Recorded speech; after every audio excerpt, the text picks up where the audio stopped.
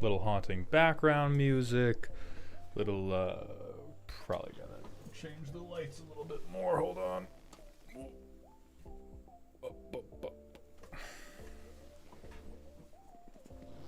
Good there? That's better. Okay. Distinct improvement. This is the wrong. This is yesterday's stream. This is today's stream. That's yesterday's. That's yesterday's. That's yesterday's. There we go. There we go. The TikTok. Oh, god damn it. This is going to be a problem for the TikTok stream. Okay. Delete ad source.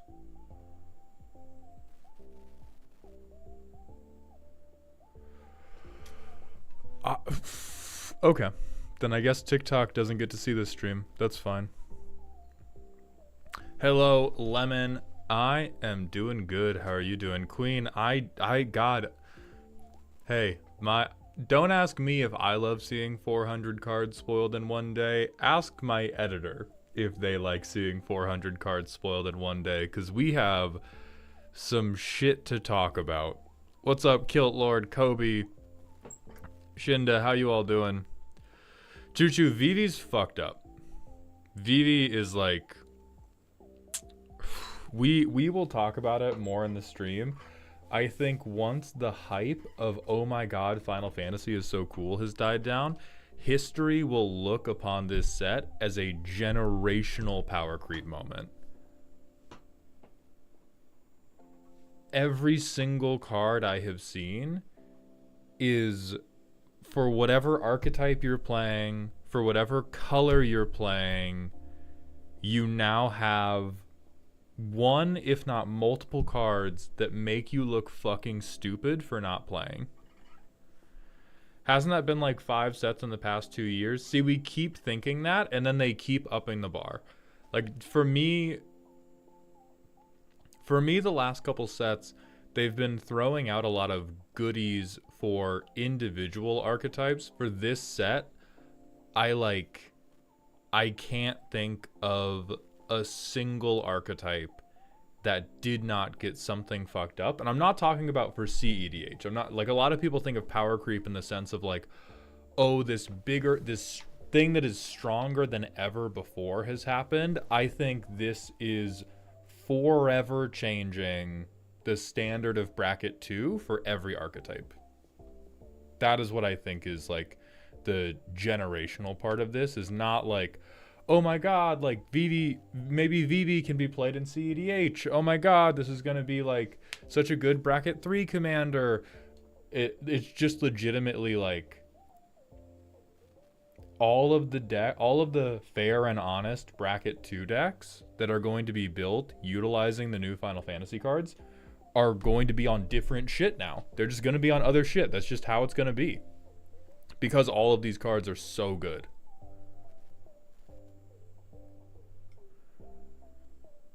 But before we can jump into all of that, we need to hit the manual ad break so that none of our actual review gets interrupted. While we are in this first manual ad break, I'm going to be building out the PowerPoint that we use to rank all of these precons. No, Sudsball. It's like, we might one day play Final Fantasy for variety content, but career-wise, it is far more important that we talk about these decks than it is that I protect a spoiler for a thing I might do for variety game stuff anyway. No, Storming, they're trying to protect me doing Final Fantasy games as a variety arc after that. That's what they're talking about. Now, same feeling of like, on a career basis, yeah, like who cares, man? I'm not about to drop a Final Fantasy channel. Maybe. 3-minute ad break, get banished on. Let's start making this PowerPoint. What is up, Moth Girl?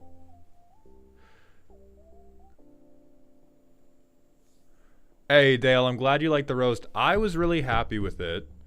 Oh, Choo Choo, I must have accidentally turned that off when I was doing the raffle stream. I sure did. I've put that back on.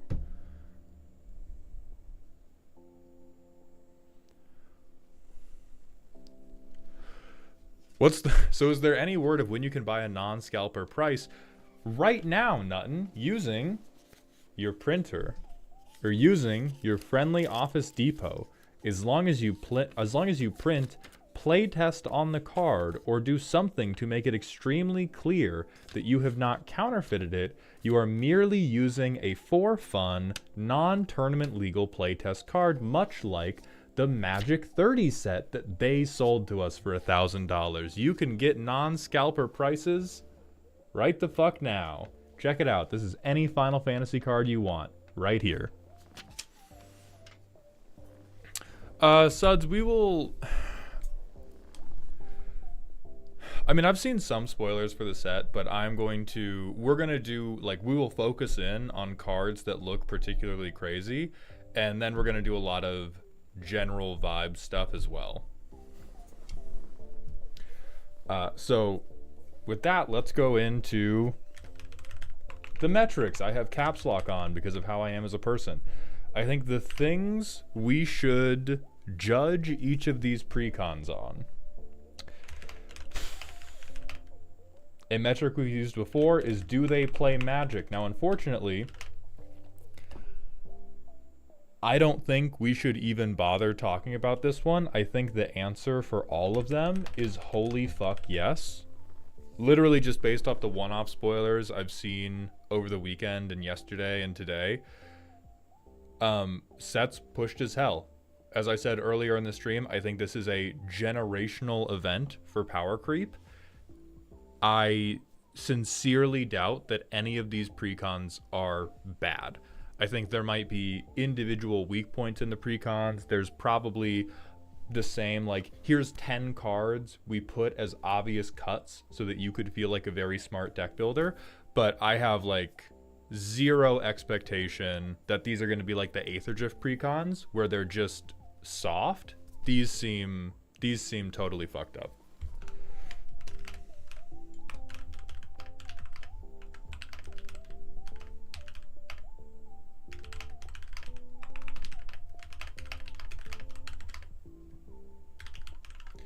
We will still do the metric of, do they have 10-ish cards that are easy to cut so you can feel smart?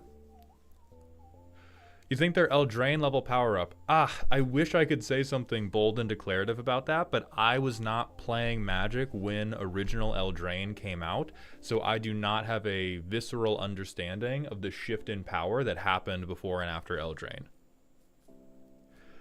6 Caffeine 9 Addict, thank you for the Twitch follow. Welcome to the doghouse, my friend. But let's get in to the important stuff. For flavor wins, can I deduce the entire plot of the Final Fantasy game via 3 playtests of the deck?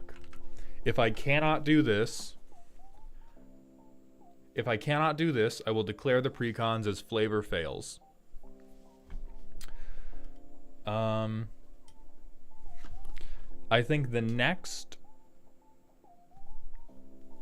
metric we should use, because I am not a Final Fantasy player, and this is a crossover event, do these decks make me want to play Final Fantasy?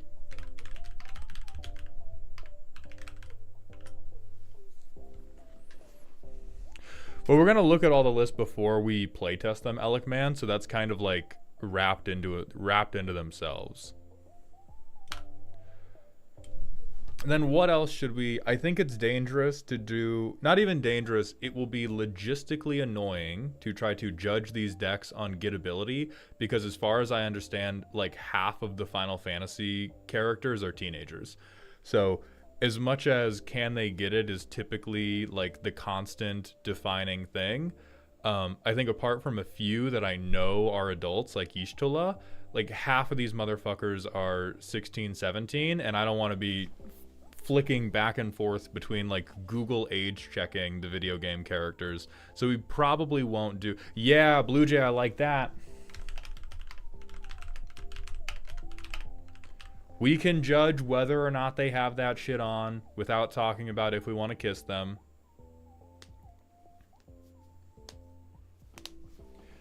Do they have that shit on? I think that is very, very important. Yeah, fit check. Fit check. Not can they get it, fit checks.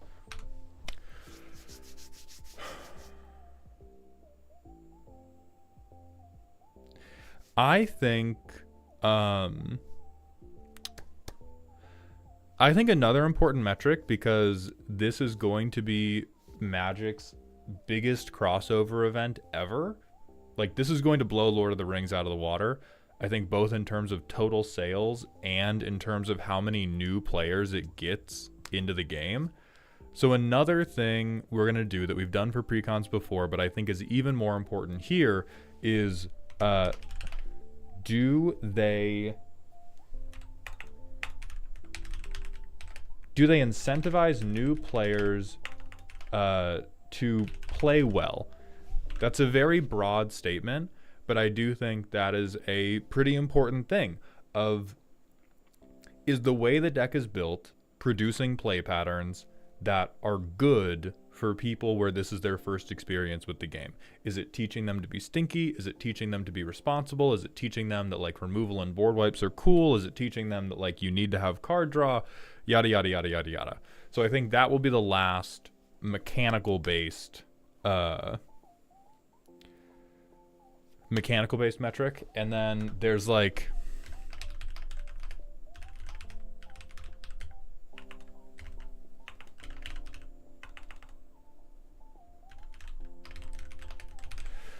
the reprint quality, which I do not give a singular fuck about. I'm sure that there are many other people who can tell you a lot more about the financial implications of this set. The only thing I'm going to say about the finances of this set and of this precons, ridiculously overpriced. The Final Fantasy product I play with, I'm going to be using playtest copies with my friends at non-WPN and non-competitive events because I think these cards are cool, and I think it is at a completely unacceptable price point for anything we want to call an accessible hobby or anything that we want to market to children. I think it is fucked up and bad. So that is all I will say about the financial implications of this set. We do not care about what the reprints are. Rate how well they fit in bracket 2. We can maybe rate that 44th dude, but I really think that's just covered by the statement of like, they are all redefining bracket 2.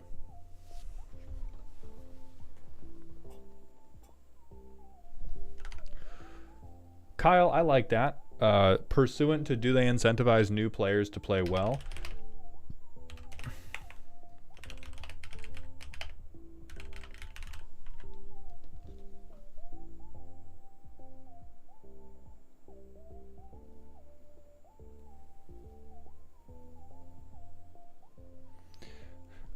Do they incentivize people to keep playing the game, right? Like if you had the average experience with these decks, would you shuffle up again? Would you keep playing when the next set came out? Yada, yada, yada, yada, yada.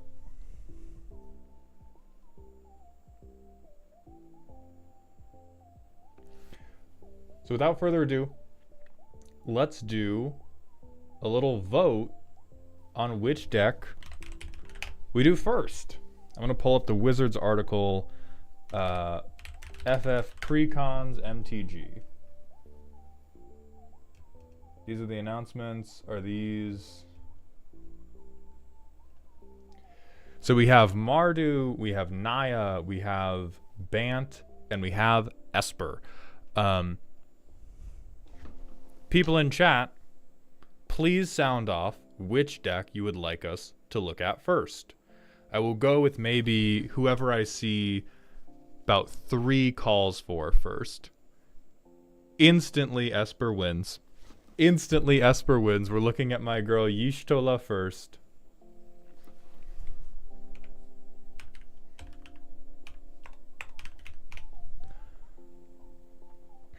Catgirl Esper is on top. Alright, I have to do Control V. Unsupported format? Motherfucker. That's not true. That's not true, bro. Hold on.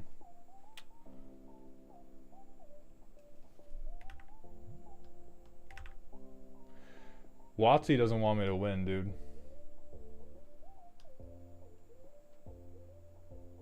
Oh, because it's a web page. Okay. Save image as. Can I...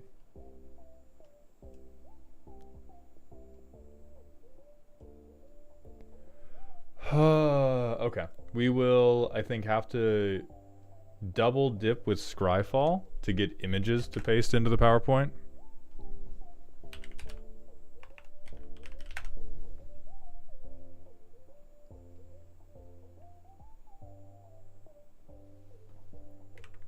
There we go.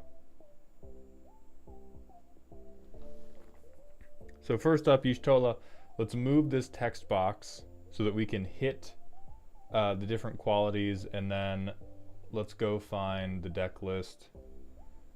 We have this on Moxfield, right? Somebody put this on. Somebody put this shit on Moxfield.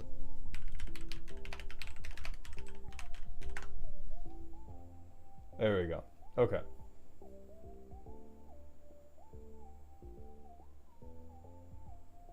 We're gonna go ahead and trust whoever the ranter is. The Wizards page has the deck list, but they have them in like shitty, stupid, dumb format. And the cards pull up in ways where their text gets cut off while I'm mousing over there. So it's gonna be just like, it's fine if you're looking at it as a person. If I'm trying to pull one up to show stream, bad and not good. All right, so Y'shtola, 2/4 vigilance. At the beginning of each end step, if a player lost 4 or more life this turn, you draw a card. This immediately crazy good.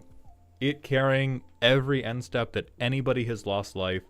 I don't know how many cards this is going to draw over the course of a game, but even if you're not using any of the black lose life draw card engines, holy shit, the green player can punch cards out of other people for you. Very good. And whenever you cast a non-creature spell with mana value 3 or greater, Y'shtola deals 2 damage to each opponent and you gain 2 life. This also seems quite strong. If nothing else, like, it would be... I think anybody who attempts to do this by double triggering the bottom paragraph is wrong and bad. I think what the bottom paragraph is meant to do is the bottom paragraph is meant to get it very, very easy for you to just like chip somebody with a bird and then cast 1 3-mana spell and then you trigger life loss of 4. So let's look at the artifacts. Normal mana rock. Archaeo. Ooh! Ooh, catch-up ramp. In my Precon? Ooh! Oh, I like that. And it triggers the commander. I don't mind that one bit. Extort is wrong. Astrologians, Planisphere. I mean, Y'shtola, for unrelated reasons, so Harval's asking, do she got that shit on? Y'shtola, for unrelated reasons, I happen to know is 23, so immediate smash and immediate she has that shit on. No questions asked. Alright, Astrologians, Planisphere. This is one of the new job select cards, so on ETB we make a 1/1, we put this on. Equipped creature is a wizard, and whenever you cast a non-creature spell, and whenever you draw your third card each... okay. Third card each turn, put a +1/+1 counter on this creature. Every Anala player just fucking busted.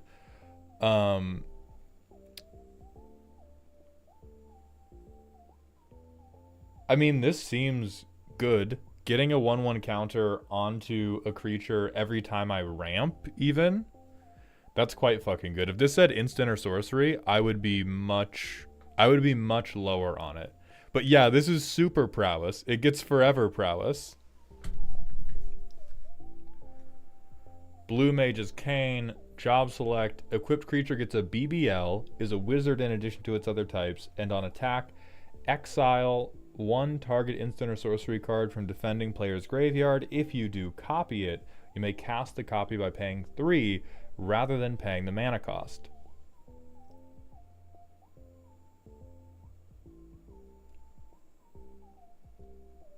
A little aspirational, but okay. Very cute for Precon games. Very, very cute for Precon games. My first thought was like, ooh, we get to make Mill a little bit better, but that involves being beaten with canes by the people you were playing Magic with. But I think that's fine. It is on theme. Hey, they're definitely hitting the 10 cards that are easy to cut to make you feel smart. They're doing that up. No. No, get the fuck out of here. Get the fuck out of here. That's awesome. Oh my god. Okay, so no. But do they encourage you to keep playing? Yes. Metrics, I'll edit this.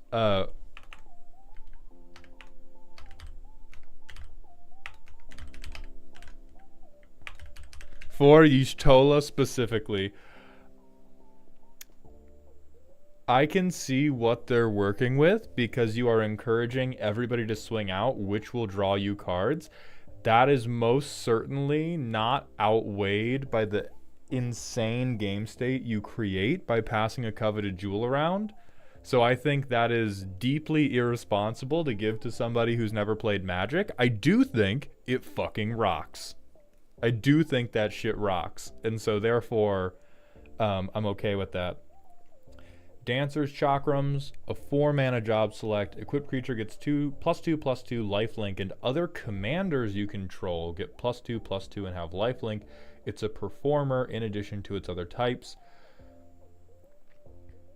That seems very fine for the cost. It does. So far, all of the job select artifacts feel a lot like, hey, these are cute. Go ahead and cut these, though. Go ahead and cut these. Reaper Scythe job select. At the beginning of your end step, put a soul counter on this equipment for each player who lost life this turn. Equipped creature gets +1/+1 for each soul counter on the equipment, and it's an assassin in addition to its other types. I am going to take shit back a little bit. I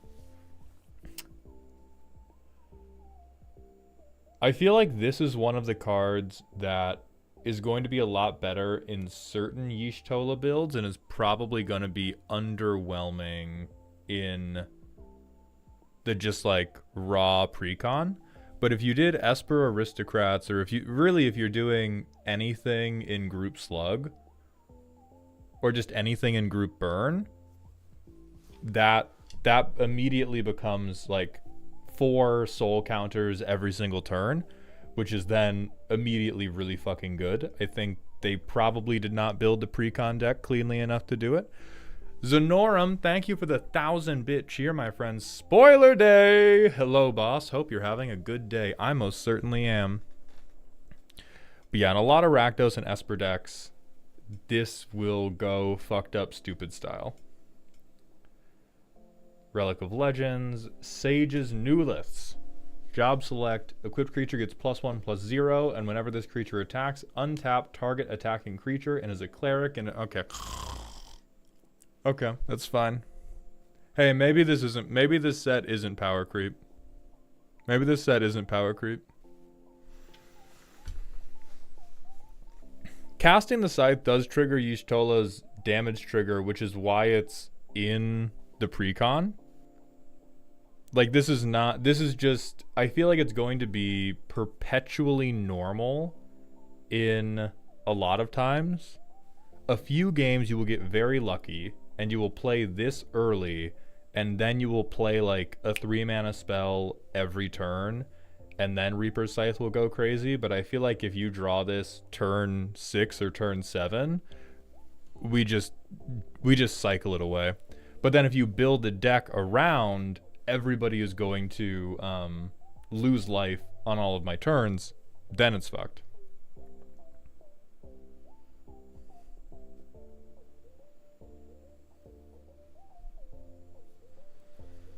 Sage's new list could be busted in Izzet/Jeskai extra combats. Yeah, I mean, unfortunately, I think it just becomes a, like, another way. Is this another way to make Combat Celebrant go infinite? Because Exert just says you don't untap it at your next untap step. It's not like a stun counter, right? Yeah. Oh no, hasn't been exerted. So you do have to copy this guy. So this isn't just a Combat Celebrant, spin in a circle, kill everybody. There's probably something here. I just okay. Normal mana rock shit. White Aura Sight. Four mana rock. Somebody check on Josh Lee Kwai. Bro's probably having a heart attack. When this artifact enters, exile target non-land permanent an opponent controls until this artifact leaves the battlefield. Ooh. Okay. I kind of like that for play patterns specifically, because it teaches people, hey, you got to remove stuff. Here is a way you can ramp while removing stuff.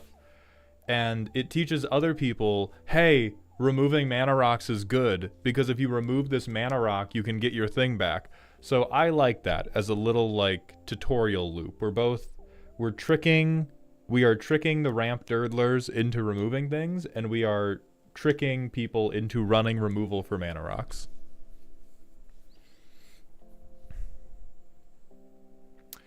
Yeah, this is main set.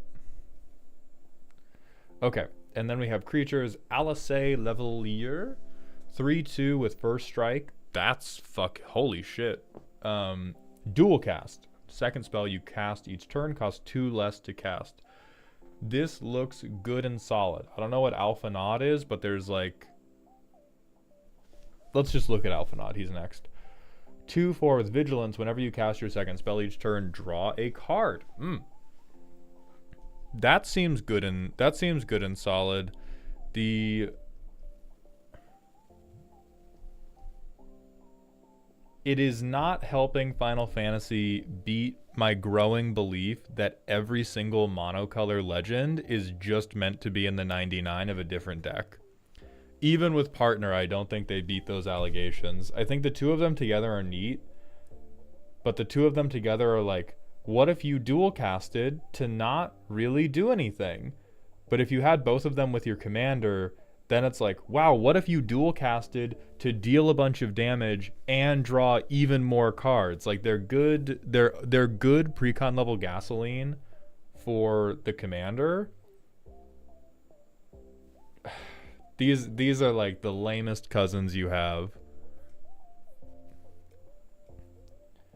This being a 3/2 with first strike, I think matters a lot for the Precon though. Like the ability to, if you have them in opening hand, being able to swing her on the turn you play your commander gets you very, very close to 4. Like if you could have one other creature, oh, and first strikes, nobody wants to fucking block it. Oh. Okay, then normal fucking spellcaster shit. Ardbert, God, that name is unfortunate. Okay, so lore check before I even read this card. So far, I believe the entire plot of whatever Final Fantasy game the Y'shtola deck is dating simulator with French people. That's all I've got. What does he do? 3 mana, 2/2. Whenever you cast a white spell, put a +1/+1 counter on each legendary creature you control. They gain vigilance. And black spells are the same thing, but they get menace. Holy fuck. Ardberta, bitch. FR. This definitely seems a bit lost in the context of this deck being like, oh, I'm Esper life loss, but also legendary creatures, but also double spell casting. Yeah, and Orzhov spells trigger it both times. I feel like this is going to be a card like Reaper's Scythe, where in some playthroughs of this deck, I mean, how many? Oh, let Hiccup tried to escape. Okay, like half of these, so many of these motherfuckers are legendary. So I feel like sometimes everyone's just like, oh, this works. But what's actually going to happen is every Ratadrabic deck and every Dahada player is just going to vacuum this man into their deck. And I feel like you don't even play him as a commander. He's just an absolute fuckhouse in a bunch of other Orzhov or Mardu decks. My Manide is the 7th. Thank you for the Prime sub for the 2nd month in a row, my friend. Welcome back to the dog home. Darebrain, thank you for the 1-bit cheer. I'm getting flashbacks to the LTR Elf Precon. By the way, has my submission in the Google form reached you this time? I'm not sure yet. I will check after the stream. Oh, then we have just a bird. Emek Selk of the 3rd seat. Spells you cast from your graveyard cost 2 less to cast. Whenever one or more opponents lose life, you may cast an instant or sorcery from your graveyard. If that spell would be put into your graveyard, exile it instead. Do it only once each turn. That's evil. That's fucking evil. What?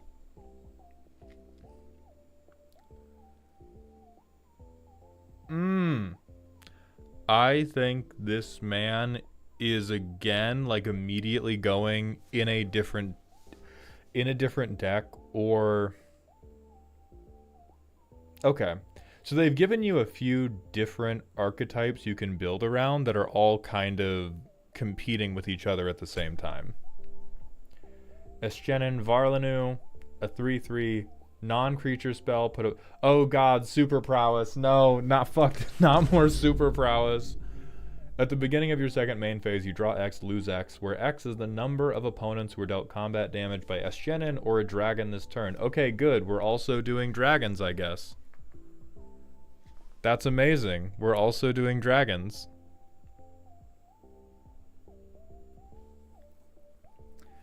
Fandaniel, a 4/5 surveil 1 on instant or sorcery. At the beginning of your end step, each opponent may sacrifice a non-token creature. Each opponent who doesn't loses 2 life for each instant and sorcery card in your graveyard.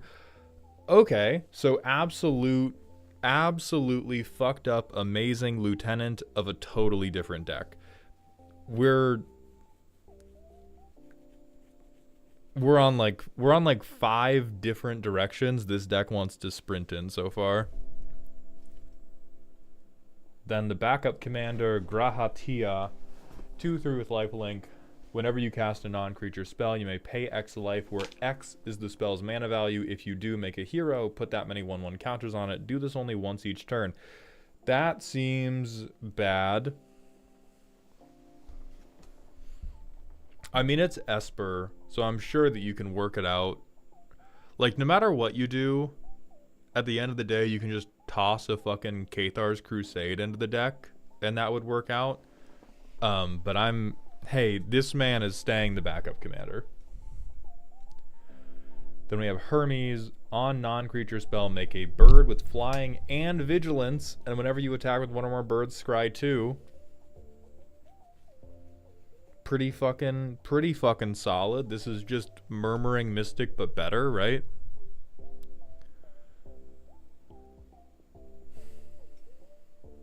Hildebrand Manderville. Tokens get +1/+1. When he dies, you may cast it from your graveyard as an adventure. The adventure is a 3 mana, make 1 zombie. What?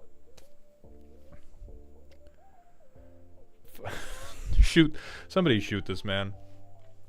This is the straw that's breaking the camel's back. We're in too many different fucking things. Just We're not even on 2 decks in a trench coat. We're on like 15 small woodland creatures in a trench coat trying to look like a person.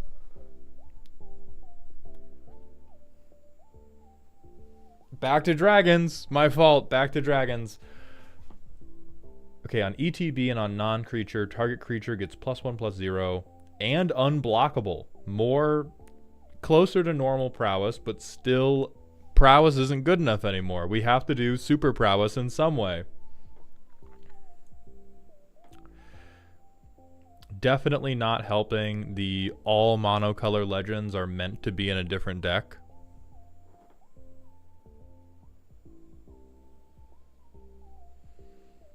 Hypnotic Sprite. Ooh, counter target spell with mana value 3 or less.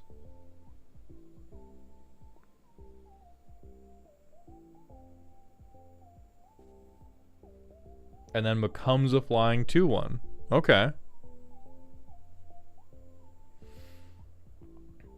Krill Baldesian, a 2/1 with lifelink. Whenever you cast a non-creature spell, you may return target creature card with mana value equal to that spell's mana value from your graveyard to your hand. Do this only once each turn.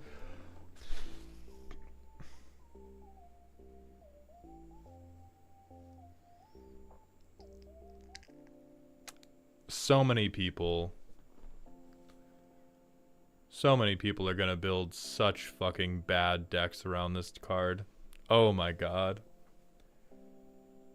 Oh my fucking lord. So many people are gonna think they're good enough at math to make this work, and they're not going to be good enough at math, and this card is just going to flop embarrassingly.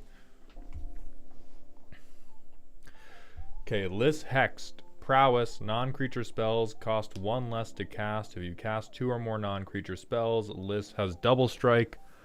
Okay.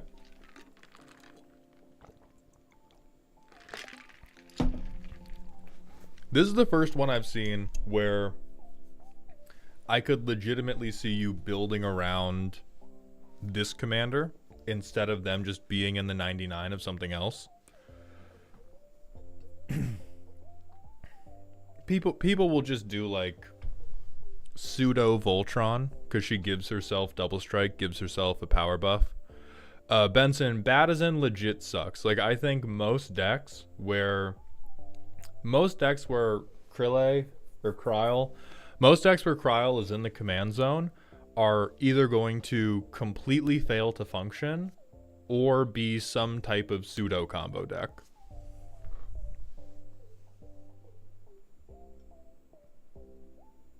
And even then, the pseudo combos will fail because it's once each turn. So you will have people trying to like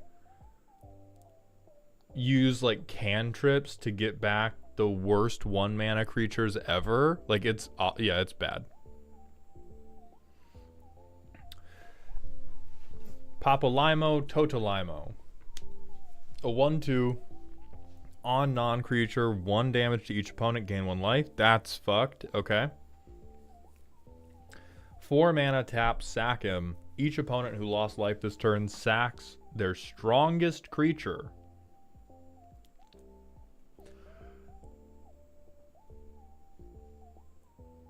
Okay. Sure. That's probably quite good in the... We continue to not beat the allegations that they just kept giving...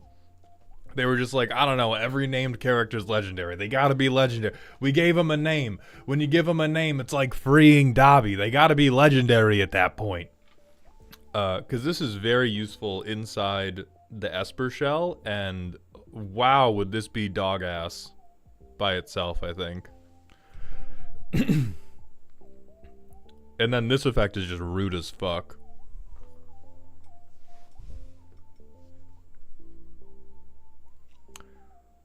Ooh, who dis? Summon Good King Mog the 12th. Flying 4/4. Make 2 1/2 Moogle creature tokens. Whenever you cast a non-creature spell this turn, for 2 turns, make a token that's a copy of target non-saga token you control. Put 2 +1/+1 counters on each other Moogle you control. I don't mind that. Yeah, get mogged on has never been so back.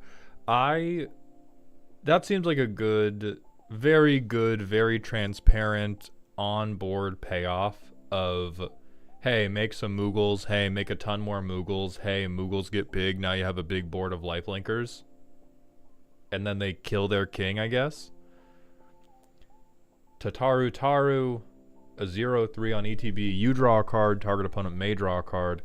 Whenever an opponent draws a card, if it's not their turn, make a tapped treasure token. This ability triggers only once each turn. I see we have learned from Hullbreacher and we have learned from Wheels. Okay. That's probably good. It would be... I mean, this would be fucking awful. It would be immediate jail if we were allowed to do this unlimited times a turn.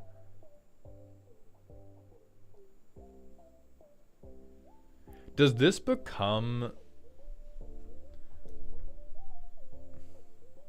I feel like tapped is going to hurt it a lot, but does that become CEDH playable in certain decks just because all of CEDH is about opponents drawing cards?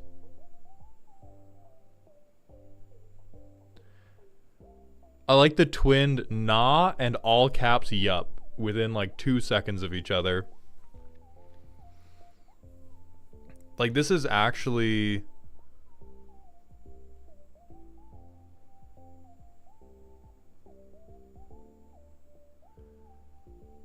Because this just reads to me, profit off of opponent's Rhystic Study. If it isn't their turn, this only cares about Mystic Remora, Rhystic Study, and Crom. Okay, so it covers 99% of the format. Good to know. Tremendous. It only covers 99% of the things that get played in CEDH.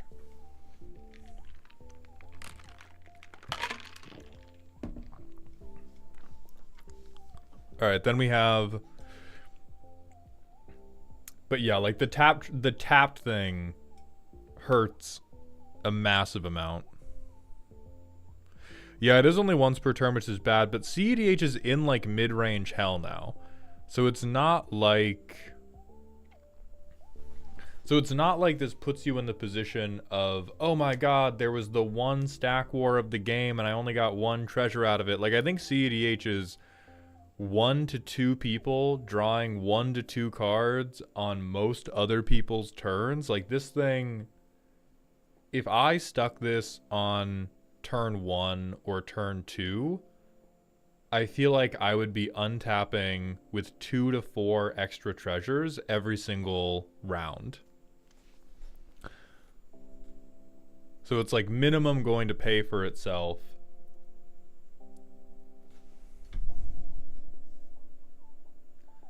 Yeah, and it's just crazy. Like, it's extremely playable on turn 1 to just be like, hey, let's all be responsible or you're going to hand me $1 million.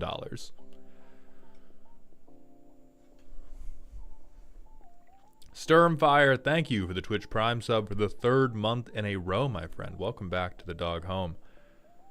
Alright, next we have Thancred Waters, a 3/5 with Flash for 5 mana. On ETB, another target legendary permanent gains indestructible for as long as you control Thancred. Okay, so that's just a sentence that says, hey, never play this guy as your commander. Please play him in the 99 of somebody else that you love. Please and thank you. On a non-creature spell, Thancred Waters gains indestructible until end of turn. Okay, so he is like prowess backup guy. That's cool. Torrential Gearhulk, and then Urianger Augerelt. Whenever you play a land from exile or cast a spell from exile, you gain 2 life. Tap, look at the top card of your library, you may exile it face down, or tap, till end of turn you can play cards exiled with Urianger. Spells you cast this way cost 2 less to cast. It's very nice of them to print a Jeskai card in the Esper Precon. That's very sweet of them. This guy, hey, we found another one of the 10 that you should cut to feel good.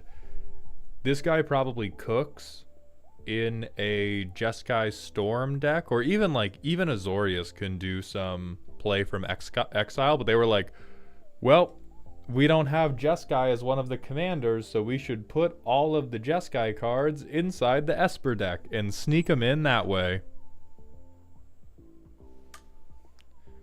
Then enchantments, we have Don't Care, Don't Care, an X mana enchantment. On ETB, make that many heroes. When you attack with 4 or more creatures, scry 2, draw a card. When you attack with 8 or more creatures, those creatures get +4/+4 until end of turn. Okay. I hate it, but I don't think I can debate it. Real, I think, generally costed well enough. That full party shit makes me angry as fuck, but at least it will motivate the token players to end a game.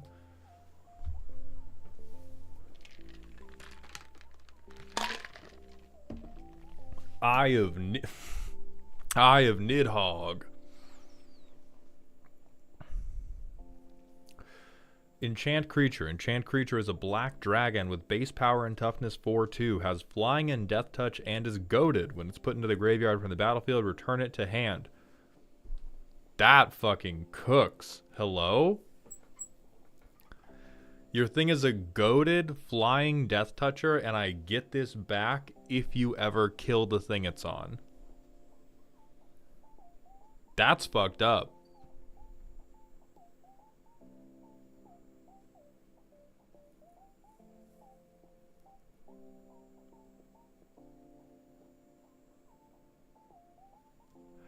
Wishtaria, thank you for becoming a member of the Dog Home on YouTube. Welcome, my friend. I appreciate that generosity. I think it's better than Ghoulish Impetus. Not even low key. Death Touch is super fucked up. So this is not only goated, but it's probably connecting, or it's taking something with it. Ghoulish returns to the board, but I think the upside of giving the thing flying and death touch and base toughness 4/2 is better than it going back to the board. Oh, Ghoulish also gives death touch? Okay. Then I'm less convinced. But I really think shrinking toughness is so good for being able to replay this over and over. I think a lot more people than you might otherwise think are really going to want this fucking card. Oh, thank you, Wishtaria. Then we have Observed Stasis. Flash, enchant something an opponent controls. On ETB, remove it from combat, then draw a card for each tapped creature its opponent controls. Loses all abilities, can't attack or block. That's hot. That is very expensive for how hot it is. But that is pretty hot. If you get swung out on, this seems like, hey, in the Esper Precon, we put in one card specifically designed to fuck up the Voltron Precon. Rude as hell.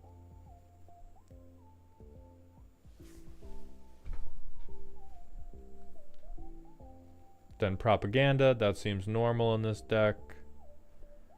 Okay, we have a decent amount of instants. We have a little bit of removal, very Precon levels of removal. Transpose. Draw a card, discard a card. Lose 1 life. If cast from hand, make a 0/1 wizard with whenever you cast a non-creature spell, this token deals 1 damage to each opponent. Oh.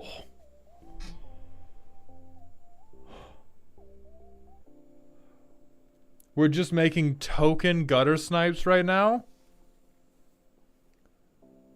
We're giving black axe. Obviously gutter snipes 2, this is 1, but gutter snipes also instant or sorcery, right? Gutter snipes not just non-creature in general.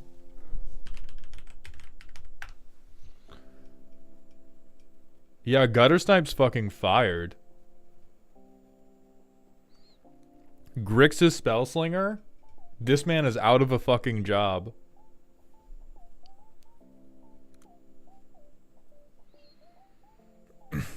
What's the next? Circle of Power. Oh no. A second gutter snipe has hit the precon. Draw 2, lose 2. Wizards get +1/+0 and lifelink.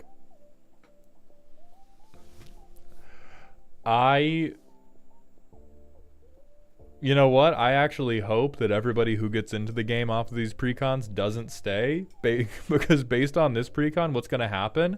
Everyone's going to play the Y'shtola precon and go, oh my god, I know what would go great with all of these wizard cards.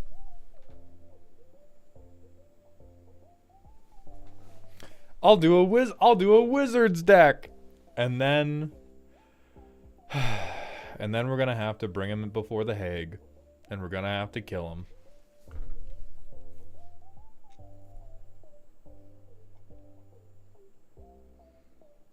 Okay, board wipe, group draw, potential finisher, board wipe, farewell, but you're not allowed to get mad is fucking awesome. Darebrand, thank you for the 10-bit cheer. Check out Kuja Genome Sorcerer from the main set, by the way. At some point we will.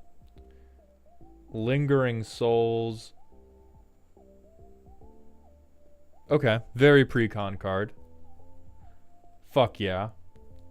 Siphon Mind, everybody discards, you draw a card. Definitely seems overall reasonable. Let's see how it looks. So our opening hand, we have a board wipe. We have the shittiest mana fixing in the history of the world. But we do have Thancred Waters and Rite of Replication. I'm going to try to let it rock. We get... What do we get first? We get an island first. Turn 2. We cycle this for a plains. Turn 3. We demo field. We are Chaomancer's map. We get 2 more planes. We still don't have black. Oh god, oh fuck. So we get both of these to hand.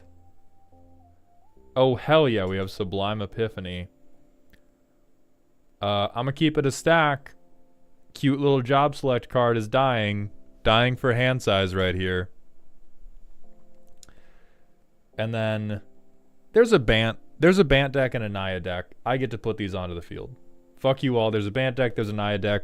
Get out of here. I get to put these on the field. Slathbog, thank you for the Prime sub for the 5th month in a row, my friend. And then, holy shit, we hit a black land off the top. So we get to Commander on curve off a relatively rough hand.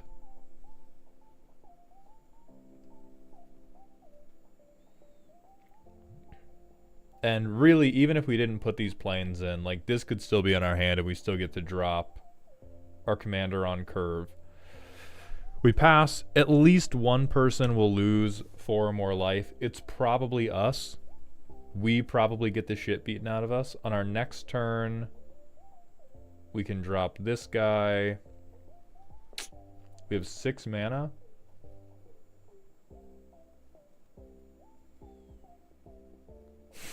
We can hold up Sublime Epiphany.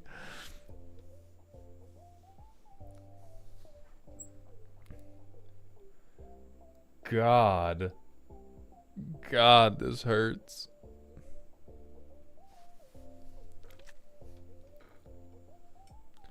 But I think that's what we do. No, because we can't even token copy Y'shtola. This is just like so... This is just so wasteful.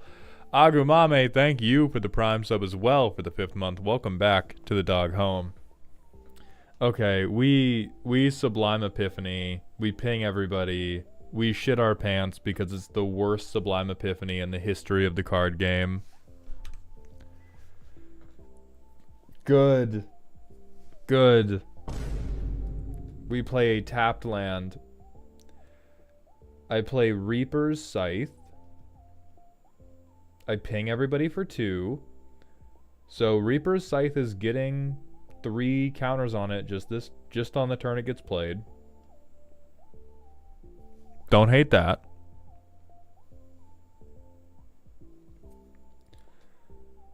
And then I have a 7 mana spell. I can cost reduce. No, it's an 8 mana spell. So I can't hold up my mana to do anything. So I will just play Talisman of Dominance. Somebody loses 4 or more life over the course of the next turn. Oh, fucking Mog's here, dude. Mog is here to Mog on him.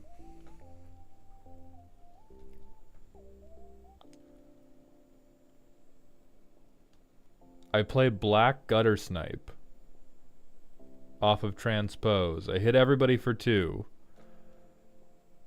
I get to draw a card, and then I discard a card. Get the fuck out of here. Get back in your Jeskai deck. So now this is exiled. We spent 3 mana on this.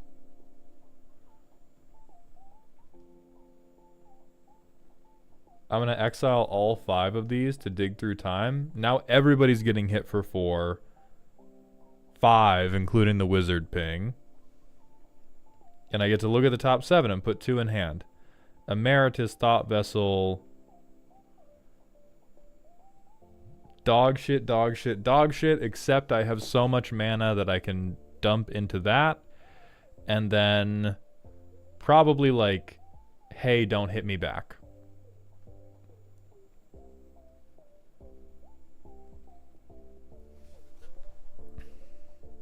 I get to draw a card on my turn. I probably draw a card on somebody else's turn. And then I draw a discard. I don't get an extra Gutter Snipe. Fuck off. Fuck off. And I go Isolated Chapel. I have 8 lands and I have 9 mana from the rock. This is at like 80 billion counters.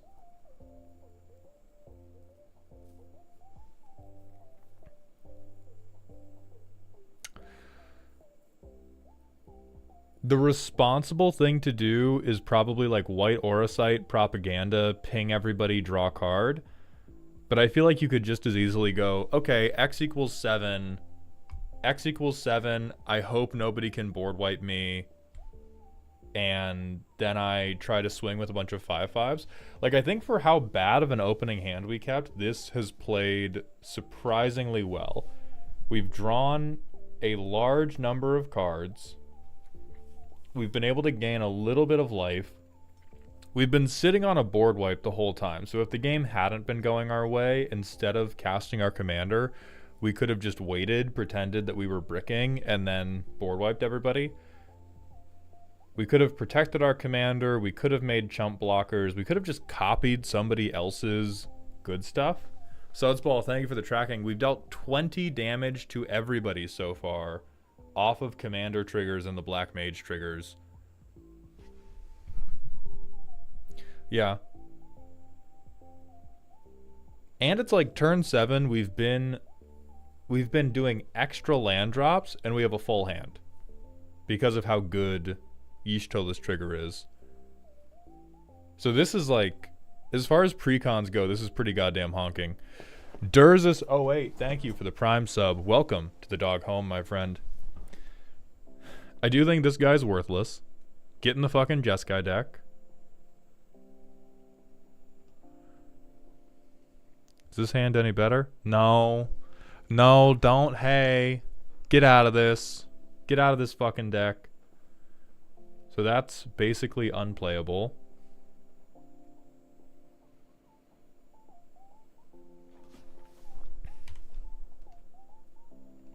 Okay, so we go tap land, untap land, mana rock. This is a much more normal precon game plan. Yeah, turn 3, we've played our commander ahead of curve. We play this. We play the chakrams. We ping everybody. And then we make our little hero. Our commander's now a 4/4 with lifelink. We swing it, gain 4 life, probably draw a card. So now we're guaranteed to have stuff enter tapped. So I'll at least play the thing that might let me scry later. Propaganda? Haha, you can't hit me. Swing again? Gain more life?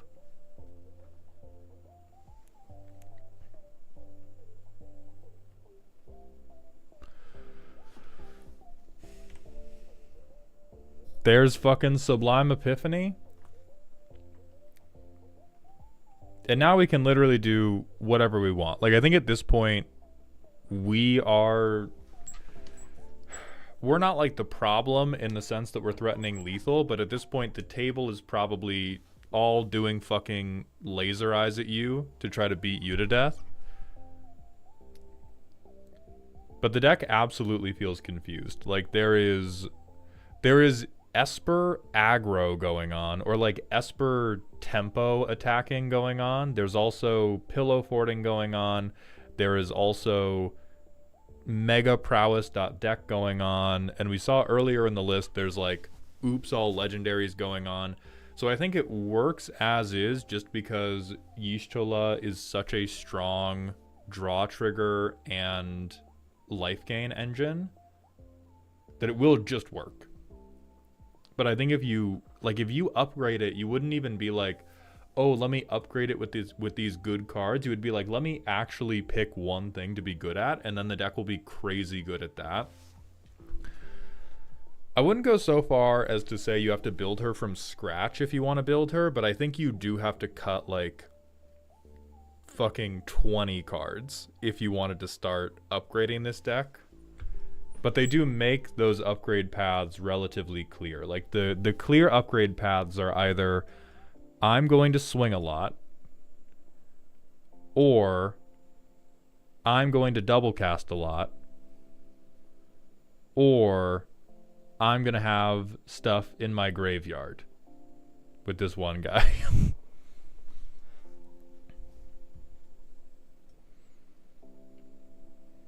So that's fine. So let's go. Who do we want to look at second? Chat sound off. We have Bant remaining, we have Naya remaining, and we have Mardu remaining. 1 vote for Mardu, 1 for Bant, 2 for Naya, another for Bant, another for Naya, another for Tifa, more for Naya, more for Mardu. I believe Naya won early, and now we have a lot of people yelling for Mardu. Do I value people being early, or do I value having more people? Magic Birdie, thank you for the Twitch follow. Welcome to the doghouse, my friend. Let me scroll back through. So it went 2 for 2, then 3 to 2, then 4 to 2 in Naya's favor, 5 to 2, and then for Mardu it went 1, 2, 3, 4. Oh no, Naya. All right. We're doing Naya yet. Theo, I'm not ignoring YouTube, but you don't show up on screen because of Twitch chat's TOS.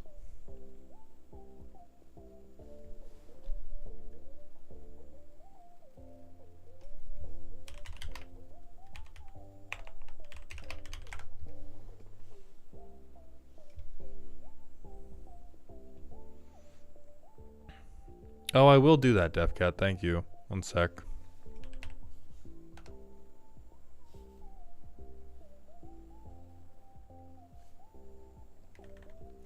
If you are on YouTube and are tired of feeling like a second-class citizen and you want your chats to appear on screen, come over to the Twitch stream where I am allowed to show your chats on screen. Nursery Rhyme 13, thank you for that Prime sub for the 2nd month in a row. We will be doing the Terra deck after the Titus deck. Oh wait, no, Naya won. What the fuck am I doing? We're doing Cloud deck.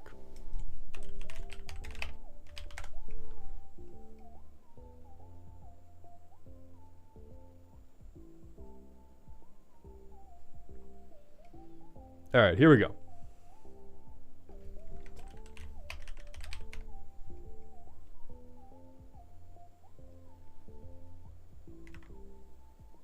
I'm so tired of web page images. Nope, not link, copy image.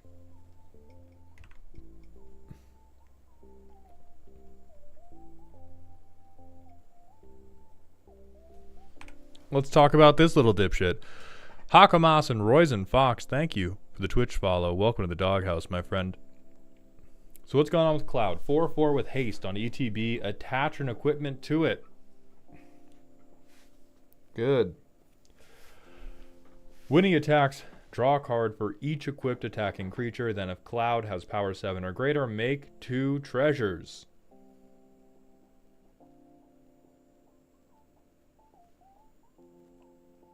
They just letting you motherfuckers do anything. They're just letting you motherfuckers do anything you want. And yeah, hey, look at that. They put it right in the deck for you. They put it right in the deck for you.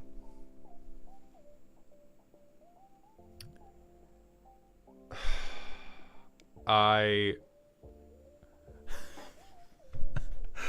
think this deck is legitimately bad for new players because I think this is like, you play this deck and you go, oh my god, this deck is so cool. I can play a 14/14 Cloud on turn 4 without any context for why people are going to shoot you every time you play Cloud. So we don't have to pay equipment. Fuck Pure Steel Paladin, bro. Fuck having support cards. What if your commander just did everything? Fuck having card draw. Fuck having ramp. What if your commander made mana, drew you cards, and cheated your costs for you?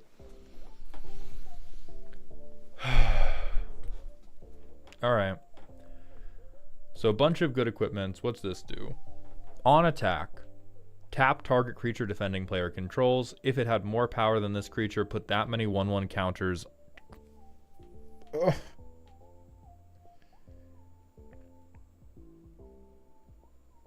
Yeah, that's probably fine. That's probably fine. What could go wrong there? What could happen if you were allowed to not only tap down my defenders, but you could tap down my only good creature and then make yourself stronger than it?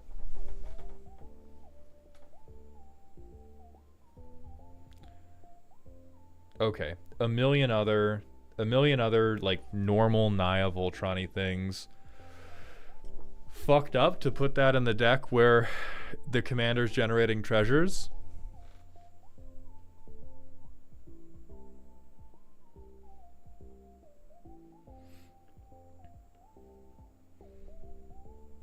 Okay, you can look at the top card of your artifact at any time. If it's equipped to a creature, you can cast creatures from top of library.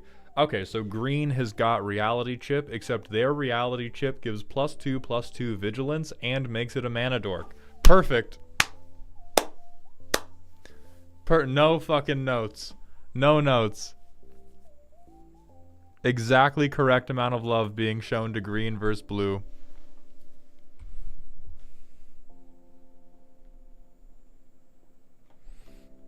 Normal stuff. What's Wrecking Ball Arm?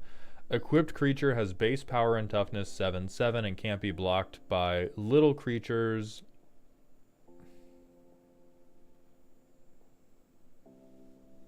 Fuck them for this shit. Fuck them for this shit. Fuck them for this shit. Cause they printed this shit at 2 mana. I don't give a fuck what the equip cost is. They printed it for 2 mana in a deck that says I equip whenever I goddamn want to. Whenever I fucking feel like it, I'm gonna equip this fucking thing. Equip 7? No, equip 0. So that probably works. I know I said we weren't going to talk finances, but I do want to at least touch on, because that's the end of the artifacts. Let's at least touch on the incredible fucking scammery it is that the Cloud deck appears to not have Buster Sword in it. Like, I'm sure we'll figure out what Buster Sword does at a different time, but if I were to play a game, if this were the title art for a Final Fantasy game, and I purchased the game, and they said the Buster Sword, the sword you see in the title screen, that's DLC, I would freak the fuck out. I would freak the absolute fuck out. That is stupid. That is a stupid fucking thing. Who cares that they give you the Colossus Hammer straight in the deck? They don't give me the goddamn Cloud weapon for the goddamn Cloud deck.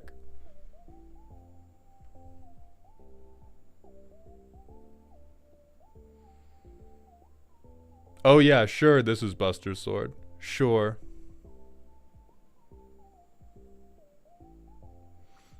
Hero's Blade has Buster Sword art in the Precon. We gotta have higher standards than that. We gotta have higher fucking standards than that. The Upbeat Geek, thank you for the tier 2 Twitch sub. Welcome to the dog home, my friend. Like, oh, oh, but this shitty equipment that already existed looks like Buster Sword. Anyway, we have Aerith, a 4-mana 3/5 with lifelink. On end step, if you gained life this turn, return a creature from grave to hand. If you gain 7 or more life, return that card to the battlefield instead. Awesome. Fucking hate it. Moving on.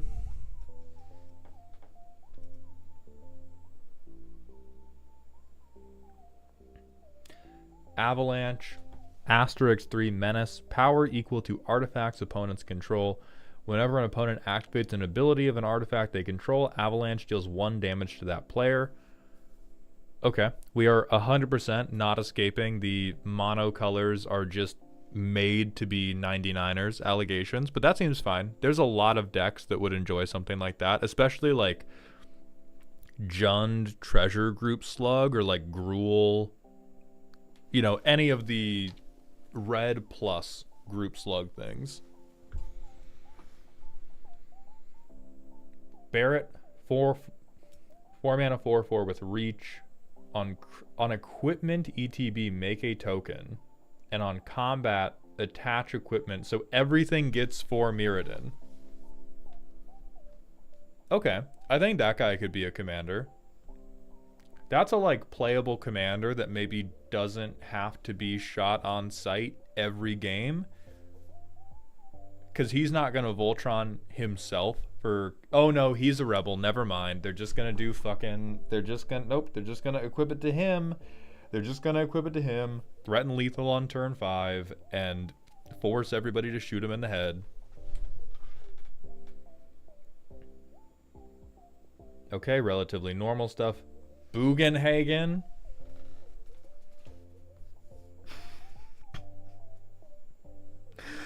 This is my favorite commander, Baba Booey.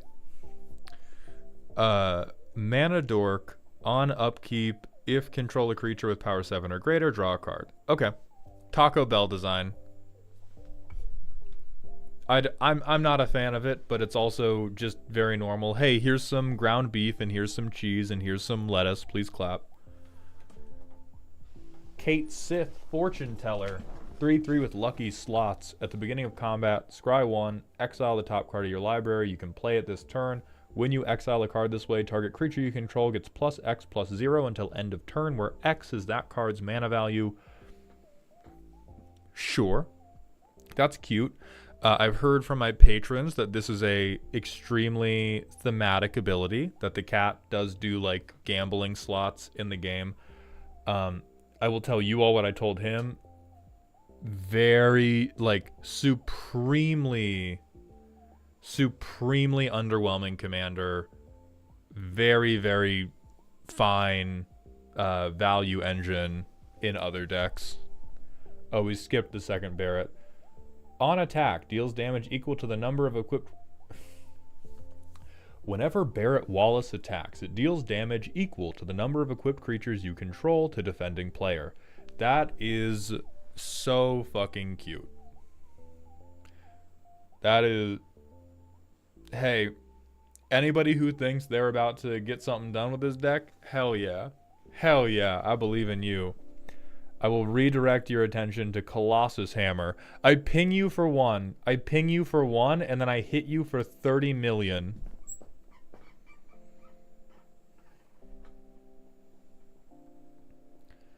Okay, then we have Sid, Free Flyer Pilot. Cost reduces equipments and vehicles. During your turn, they have flying. Oh, and then equipment recursion. So this is one of the cards. See, this is one of the cards where almost certainly should not be a commander. Seems extremely irresponsible to not put this guy in most equipment decks you play. It is a potential Voltron target. It is a cost reducer for your Voltron pieces, and it recurs your Voltron pieces. Like, I just can't... And he's only 2 mana. Like, I can't think of any equipment 99 that doesn't want to do this.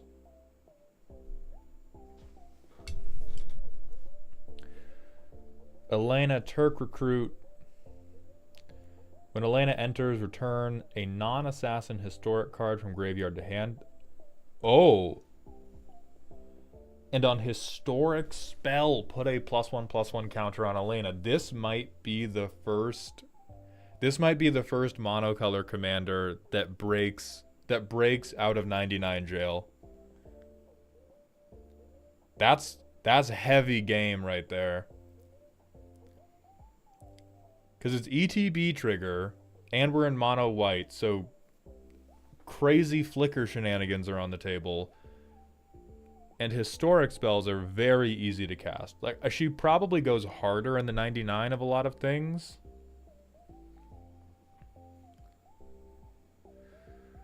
Well, no, Alec, man. Tataru is potentially CEDH playable, but not as a fucking commander. Tataru is something I was saying you might be able to stick in the 99 of a CEDH deck. This you might be able to make as a commander of a deck that doesn't suck.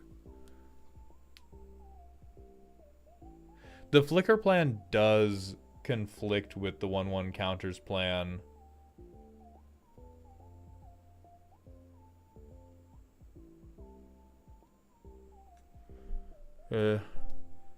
Yeah, I don't think it beats Yoshimaru. The dog kills her. It's my fault. Heidegger, Shinra Executive, 3/3, beginning of combat. Target creature gets +X/+0. X is soldiers. At the beginning of your end step, make soldier tokens equal to the number of opponents who control more creatures than you. Yeah, welcome to the 99, buddy. Glad to have you.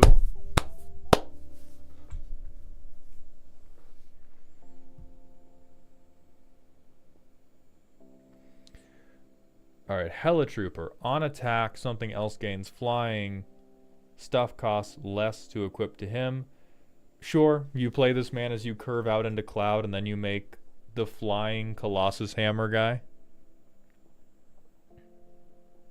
Whatever, dog. Okay. Professor Hojo. The first activated ability you activate during your turn that targets a creature you control costs 2 less. Whenever one or more creatures you control become the target of an activated ability, draw a card. This triggers only once each turn. Here we go again, man. So this is another, like... 1. Why the fuck would you ever make this man a commander? And 2.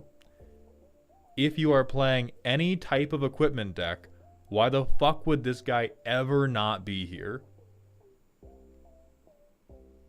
Like, win at win. Like, what fucking strategy that cares about equipping things would be like, I'll skip Professor Hojo. I don't need the entire sword cycle to be free. I don't need equipping them to draw me a card every turn.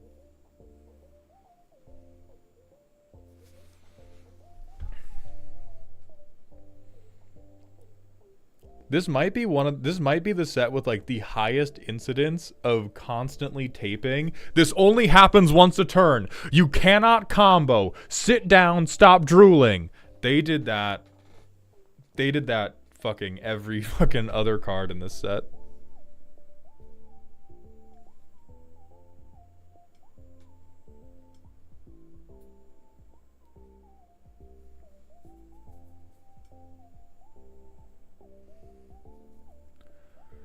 Okay, Pure Steel Paladin, Red 13, Proud Warrior, 3/3, Vigilance, Trample. Other modified creatures you control have Vigilance and Trample. On ETB, recur an aura or equipment from your graveyard to your hand.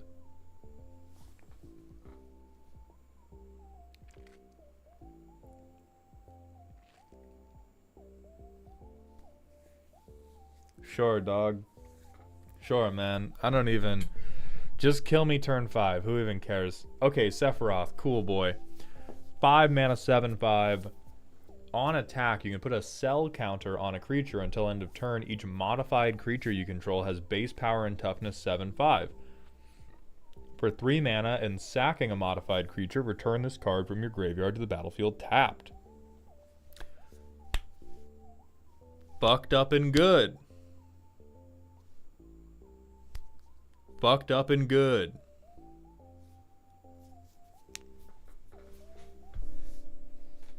I don't think broken when I say fucked up and good. I just think that's like, it is very nice for Boros to have a way to recur their commander after it gets blown the fuck out. Fuck commander. Every other archetype has gotten some commander that was like, hey, you know what? I don't give a fuck about commander tax. It is high time Boros got their version of that. So that's chill-ish with me. Summon Kujata, 3 damage to 2 creatures.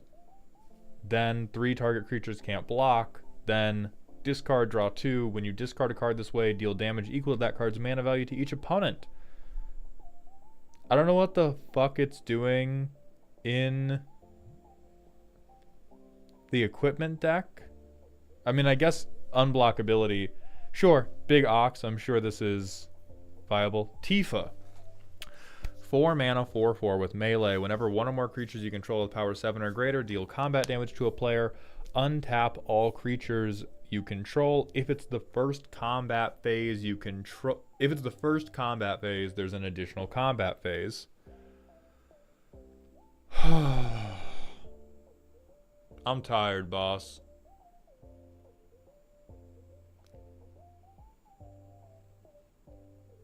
I'm tired.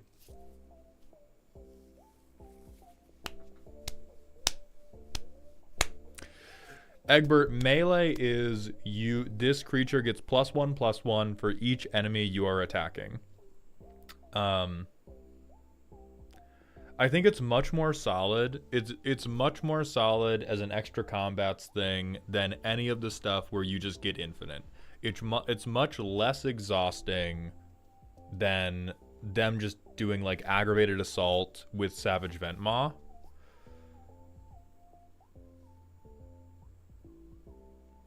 But it just seems so like...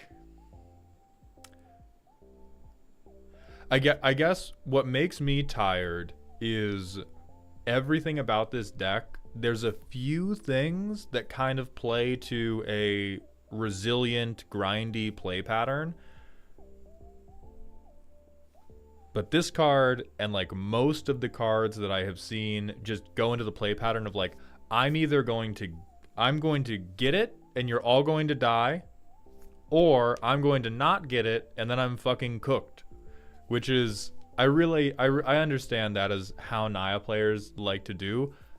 I don't understand you guys, but I do think this is a cool tool for you all. Then we have Vincent. He looks cool as shit. 3/3 with Menace. Whenever you deal combat damage to a player with one or more creatures, put a counter on him. Whenever he deals combat damage, it deals that much damage to each other opponent if power 7 or greater. Okay, that's neat. That's dope. Choo Choo, that's a very... Based on the other comments you leave, that is a deliberately reductive approach to Commander as a whole, so I'm not going to entertain it.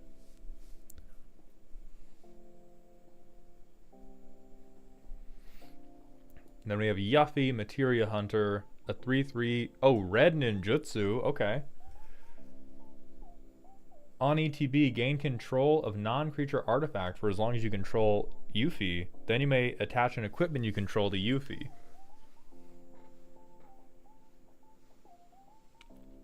That free equipment attach is going to be fucked up and evil, but I do support stealing soul rings. I do support stealing soul rings.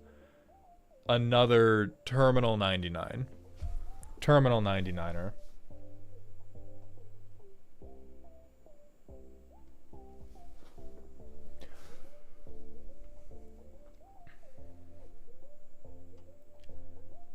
Then we have Zac Fair, ETBs with a 1/1 counter on it. For 1 mana, oh, it's a fucking 0/1. Oh my god. For 1 mana and sacking him, a creature you control gets indestructible until end of turn. Put Zac's counters on that creature and attach an equipment that was attached to Zac Fair to that creature. I'm sure this is an incredible flavor hit. If this man is ever your commander, something has gone tremendously wrong.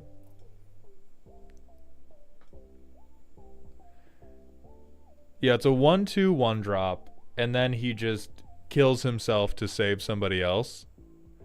Like or it's more of like you just, why would you ever make him your commander instead of hoping you play him while curving out? He's great in the 99. He's just a bad build around. He's very, very good if you have Cloud or a main character that you want to protect, and he's just like the side character.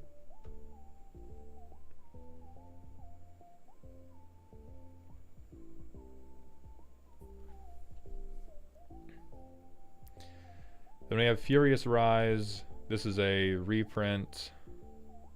Soldier military program. At the beginning of combat on your turn, choose one. If you control a commander, you may choose both instead. Okay. I don't know if that's the very first instance of us getting, if control commander, get both on non-instants and sorceries.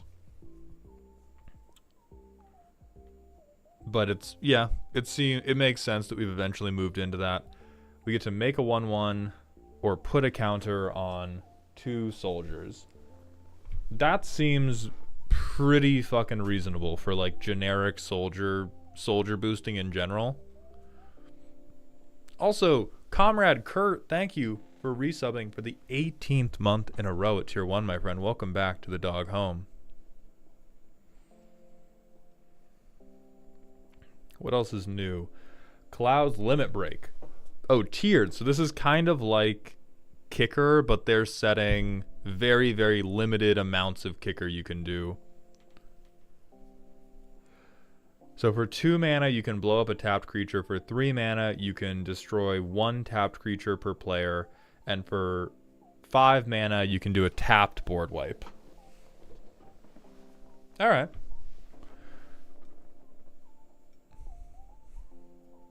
Then we have Life Stream's Blessing, a 6 mana instant. Draw X. X is the greatest power among creatures you controlled as you cast a spell. If it was cast from exile, gain twice X life. And you can foretell it for cheaper. Is going to trick so many Naya players.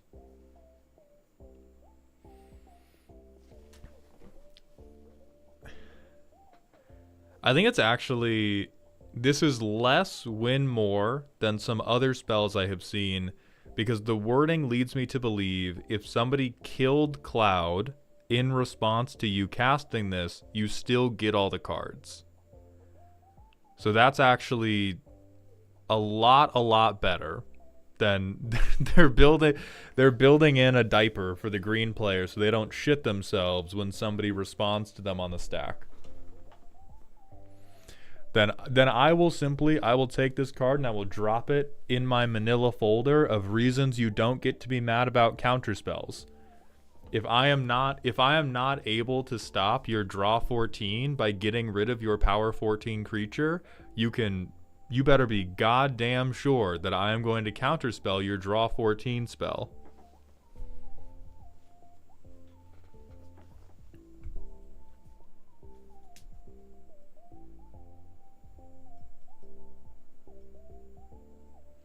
Okay, then we have Ultimate Magic Holy. For 3 mana, permanents you control get indestructible. If you foretold it, prevent all damage that would be dealt to you this turn. Fair enough. Then sorceries, we get Ultimate Magic Meteor. 7 damage to each creature. If foretold, for each opponent, choose an artifact or land they control and blow them up. Hell yeah. Fuck mana. Fuck mana.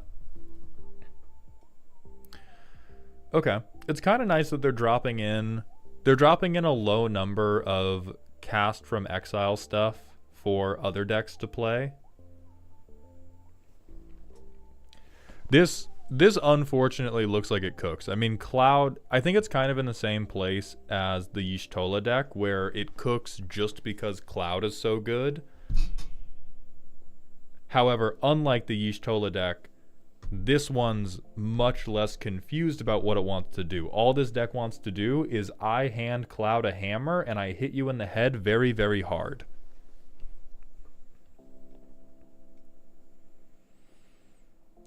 We will play our tap land turn 1. We will play fucking Nature's Lore, probably. Who gives a shit about Zach Fair? I'm Nature's Loring this just to make you all mad. No, I'm gonna Nature's Lore a mountain to make you all even more upset. I Nature's Lore a mountain. I tap it for Zach Fair.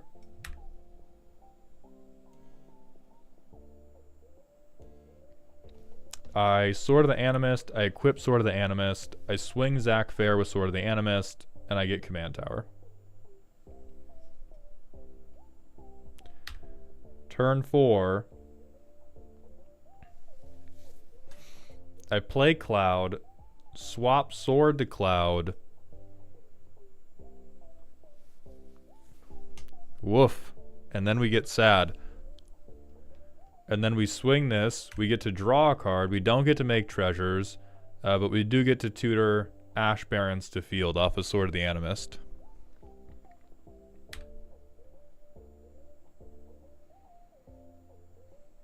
We... Secret Rendezvous? We don't fucking hit any other good equipments. We play... We don't have enough soldiers. Or no, we have... Okay. Never mind. We have 2 soldiers. He's a third one. Yeah, we'll play this guy. Now Cloud will be big.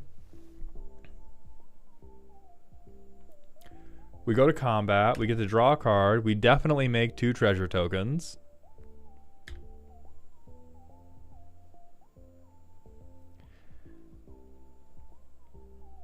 We still have no trample or evasion or anything, but we have dispatch if we want to interact.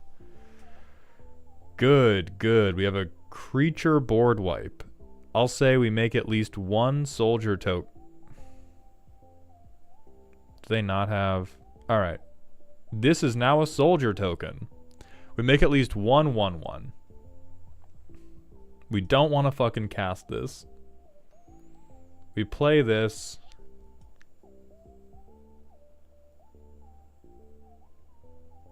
We play Sid because he's a fucking creature.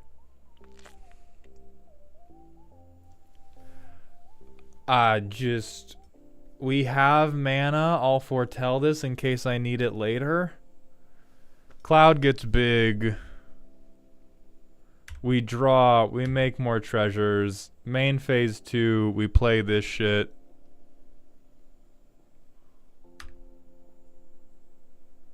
Oh, hell yeah. Harmonize. It's here to save us. You know it, you love it. It's 4 mana, draw 3 and green. We tap this bullshit.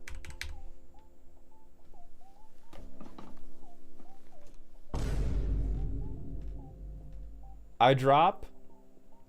You know him, you love him. I drop fucking Bugenhagen.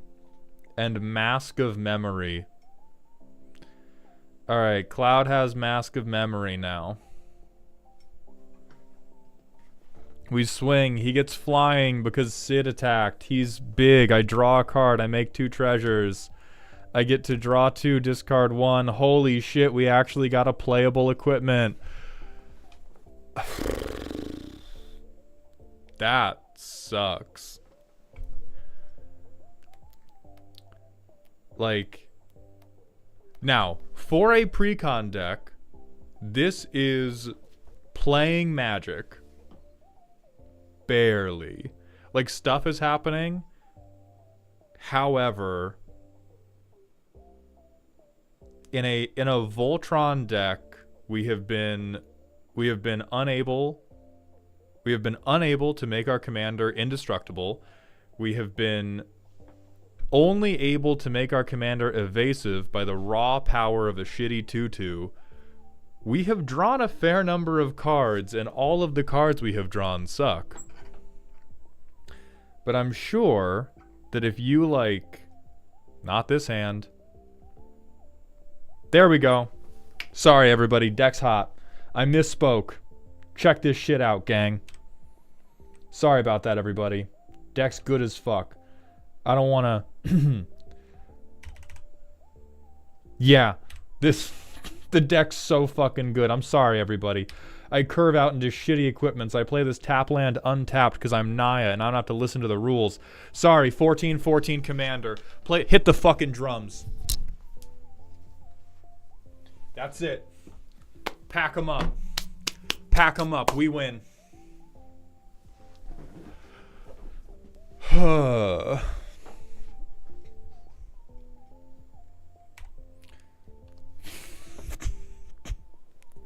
Jesus Christ. Just 18 different Vine Booms. And then, like, obviously they kill Cloud and we just play Sephiroth and try to win with Sephiroth.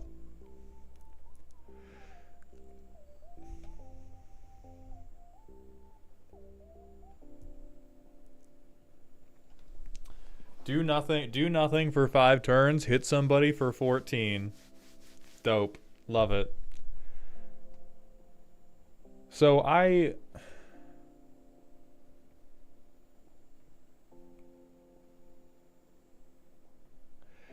it's more responsible than certain other Voltron decks I have seen. I do think this deck,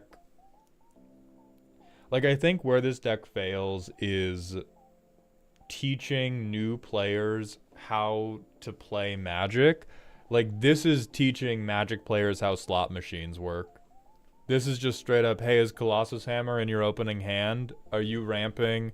Lowe's, no, this is not bracket 3. This is not bracket 3 at all. This is turn 5, I am either going to threaten lethal or I'm going to have done absolutely fucking nothing. You really just have to upgrade... like, the early card selection and the ways to not gas out. Like, this deck probably looks either absolutely ferocious or absolutely dog shit. Like, this hand is probably fine. We'll do this, then this. I'll play Pure Steel Paladin because this taps for white. Because if I played this deck, the lands would be decent. So we play Pure Steel Paladin for white. Play Behemoth Sledge. Oh my god, we get to draw a card. Isn't that cool? We play Exotic Orchard.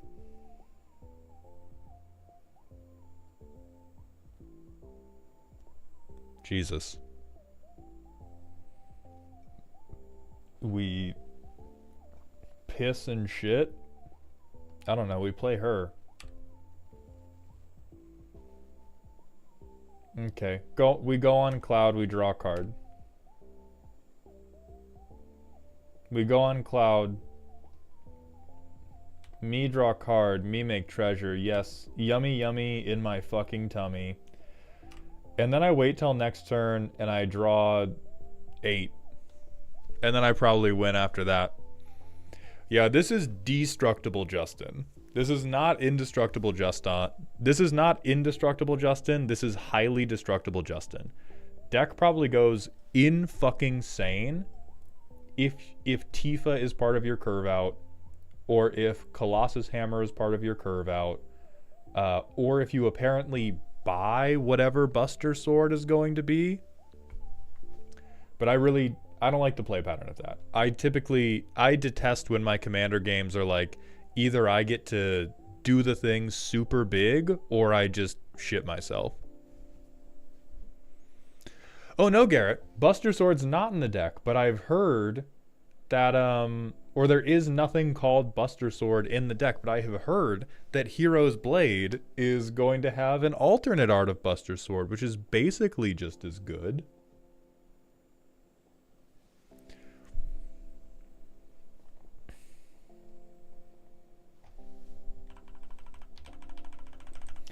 Let's edit this for Cloud. That holy fuck yes is going to become probably yes. Do they have 10 cards you can cut? Holy fuck yes.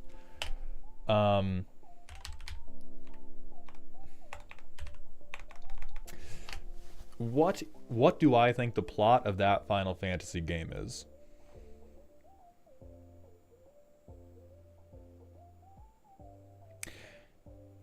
My understanding of whatever Final Fantasy game that is, based off the cards I saw, is a variety of young women watch Cloud pick up different weapons of violence before Sephiroth is cooler than him. How close am I? And Zack Fair dies. So we will say absolutely. I do not want to play that Final Fantasy game. Do they have that shit on? Yes, some of the arts are goofy, but they do look pretty good. They absolutely, this again, they do not encourage you to play well. They do encourage you to keep playing. I think if you... God, this deck looks like it is giving criminal amounts of dopamine to gambling addicts. Like, you probably just keep shuffling this deck up again for the fucking chance that you get the Colossus Hammer open. Splattered Panda, thank you for the Twitch follow.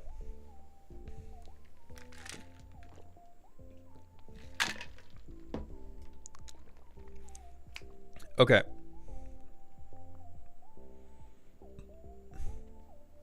I have got to use... What 10 card upgrades would you make? So Speed Tray, I don't know exactly which 10 cards I would put in, but they have stuff in here. They have some stuff in here that is like go wide soldiers, and they have some stuff in here that is just equip, equip, equip.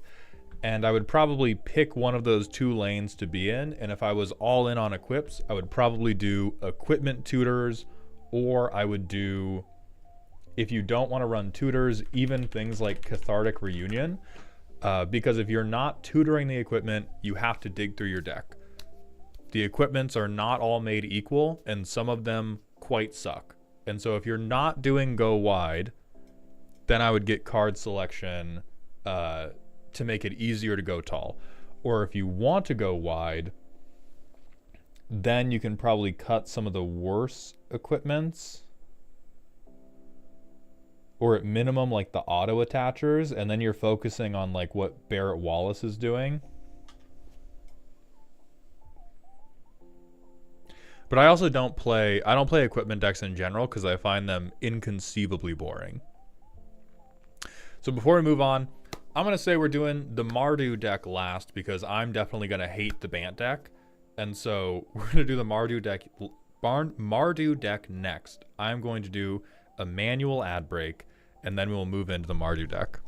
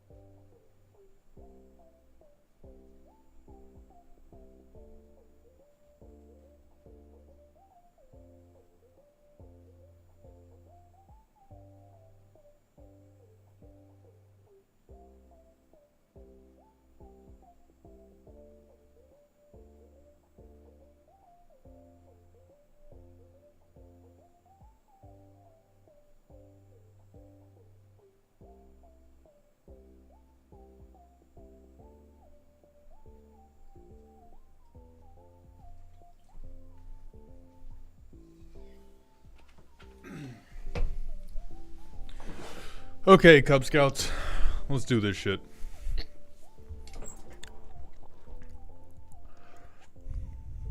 I was pretty excited for the Cloud deck, but I can't see myself ever wanting to play it over my Skittles Voltron deck. I mean, there's definitely stuff you can do that makes this, like, resilient, go widey. I think it is one of the better commanders Naya equipment has gotten in a while. It looks like we got very unlucky draws in those playtests, but it does look resilient to gassing out. Go look at the new clever concealment art. No, I did not, Alec.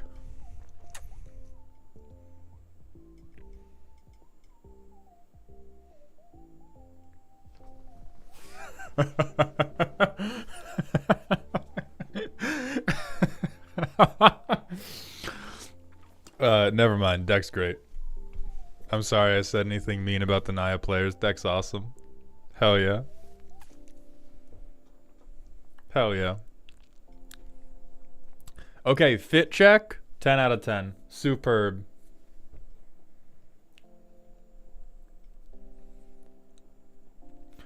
Okay.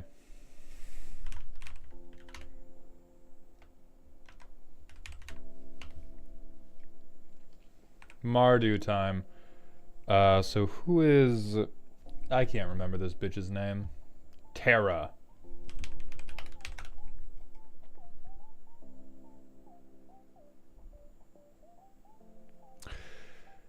Yeah, Alec, I do agree.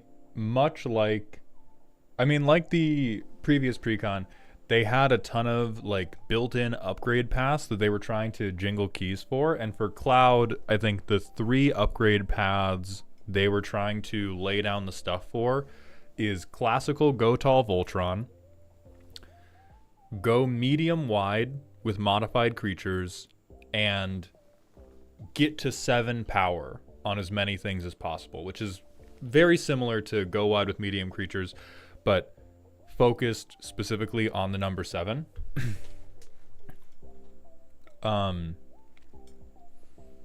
So I think if you focused on any one of those things, the deck would feel much less confused. It's not that I want to end the review angry, it's that I saw a lot of things in this deck that made me angry, and I want to wait before I get mad at them again.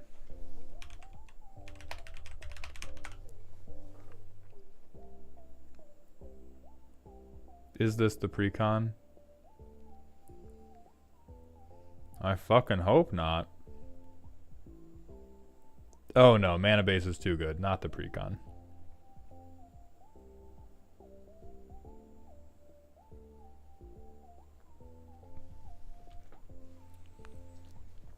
Inscrutable, we talked about prices at the beginning of the stream and multiple times. It'll probably be in the YouTube highlight, but like, yes, it's bullshit.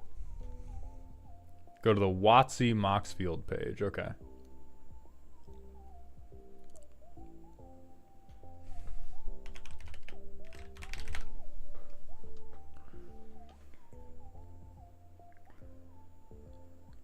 There we go. All right. Revival Trance. So we can close these.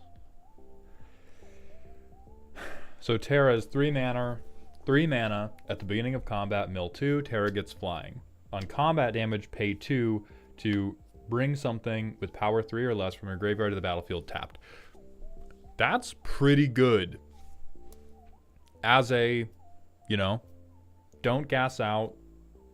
I want to be able to recur stuff. That seems pretty decent.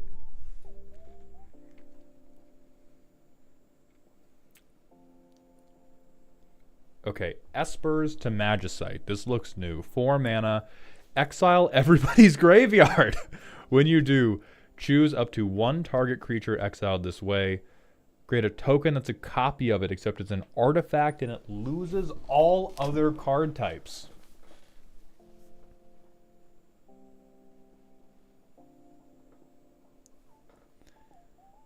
That's fucked up. That's raw.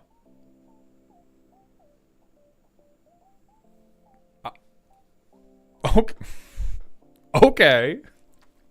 Okay. Graveyard hate, because nobody gets to play with the graveyard but me. I get to steal your good utility creature, but I don't just get to cheat out a big stompy shithead. Yeah, it stops being a creature. It's not limited to just ETBs, because you can also do shit. Again, my first thought is always, how do I cheat Valgavoth into play? Imagine getting this guy as an artifact.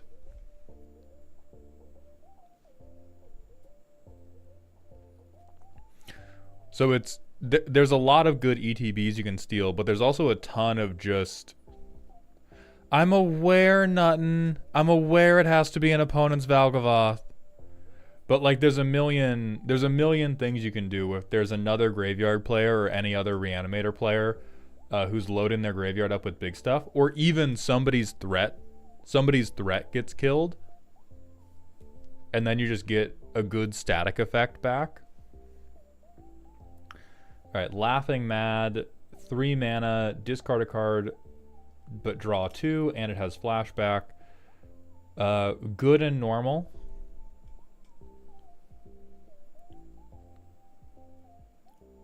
I do think this is another card that just goes in nearly every bracket 2 deck with black. If you're responsible. I don't think this is one of the cards where everybody plays this because it's the best thing their archetype can do. But this seems like one of the most... You are a fool if you do not play this card. Like, you are a straight up fool if this is not in your interaction suite in black for most games. Terrible, terrible mana base we will not be looking at. Okay, shorty bad. Anger seems normal. Fucked up and hateful. Okay. Bannon, the return as leader, 2 mana, 1/3. Once during each turn, you may cast a creature spell from cards in your graveyard that were put there, that were fucking milled or discarded this turn. Whenever you attack, you may pay 1 and discard a card to draw a card. Okay. That seems decent. That's like, and when I say decent, I'm like, oh my god, Boros is playing good Magic. Type shit. Then we have Sela's Rune Knight, which the CEDH players have already gotten to this one, so I have unfortunately been exposed to this many times. On ETB, wheel as much as you want. And then the second half of this text box literally just says, if you have a single persist card in your deck, you win the game now. Congratulations.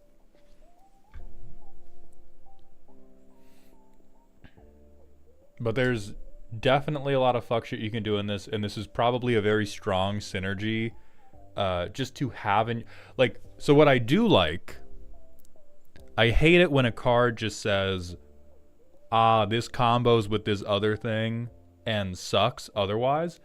This is very good, even if you ignore the persist stuff.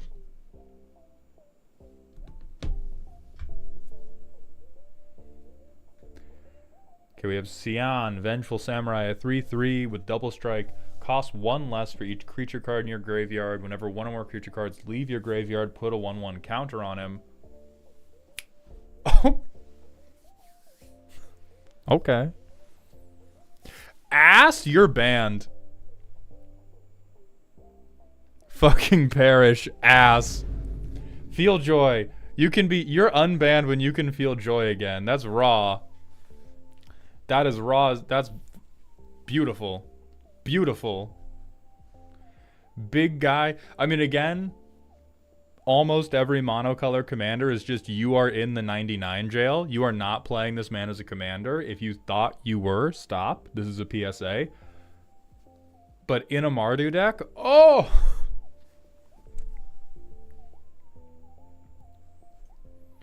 Okay, we have Edgar, a 4 mana 2/4, ass. Once during each turn, you may cast an artifact from your graveyard. If you do, it ETB's tapped. On attack, get +X/+0, where X is the greatest mana value among artifacts you control.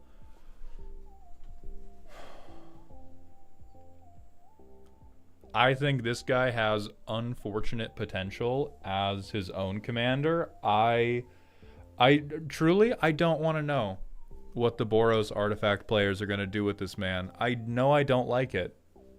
I know I don't like it, but I will accept it inside this precon. And artifact recursion is just good. Okay, Flayer of the Hatebound gets Undying. When it or another creature enters from your graveyard, deal damage equal to its power to any target. Okay, so the graveyard players got Terror of the Peaks. Very cool, very nice. Gao, Feral Youth, a 2 mana 2/2, on attack at a 1/1 counter. At the beginning of each end step, if a card left your graveyard this turn, Gao deals damage equal to its power to each opponent.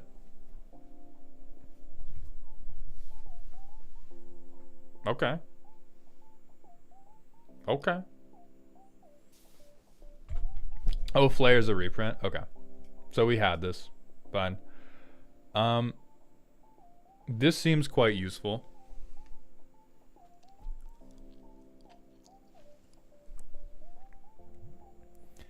General Leo Christoph. On ETB, return something with mana 3 or less, a creature with mana 3 or less, from your graveyard to the battlefield, then put a +1/+1 counter on General Leo Christoph for each creature you control.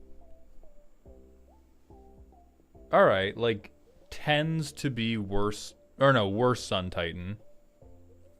Please don't, obligatory, please don't make this man your commander.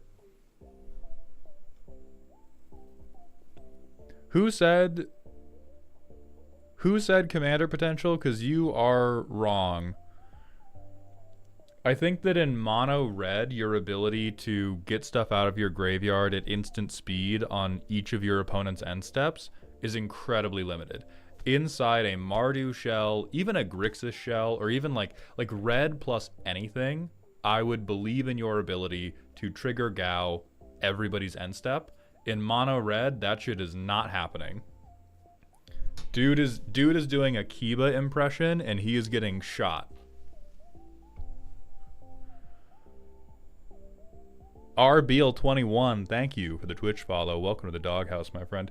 Yeah, Jun too. That's why I said red plus anything. As soon as you give this man a single second color, as soon as you give him a second color or a third color, absolute potential by himself, he's just going bang, bang, bang.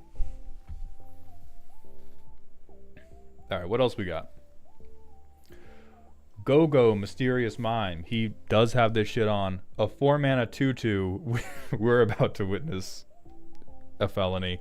At the beginning of combat on your turn, you may have him become a copy of another target creature you control, except his name's Go-Go.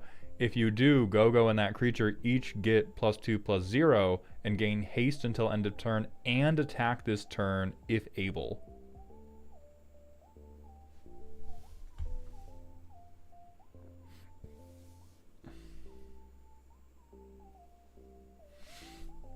So, breaks legendary rule, gives haste, and gives a slight buff. Yep, felony. Felony behavior.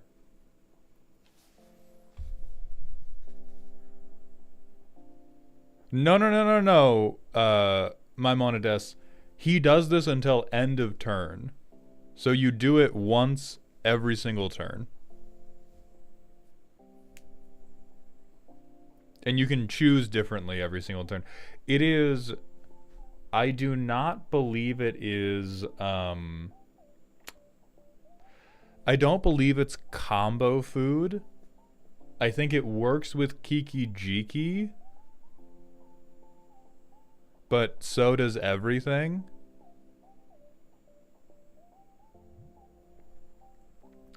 Alright, then we have Interceptor, Shadow's Hound, Menace. Assassins have Menace. Whenever you attack with legendaries, you may pay 2 and a black. If you do, return this card from your graveyard to the battlefield tapped and attacking.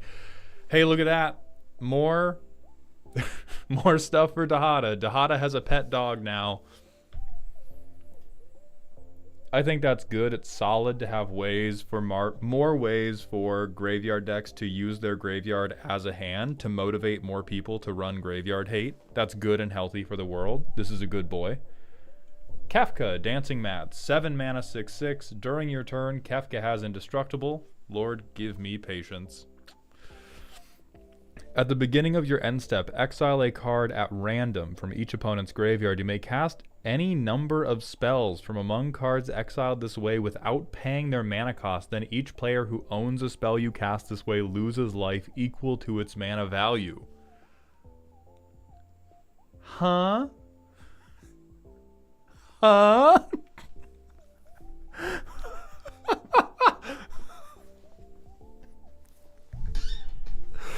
I can't be trusted. I can't be trusted with this. I get to take your shit. I pay nothing. You pay life.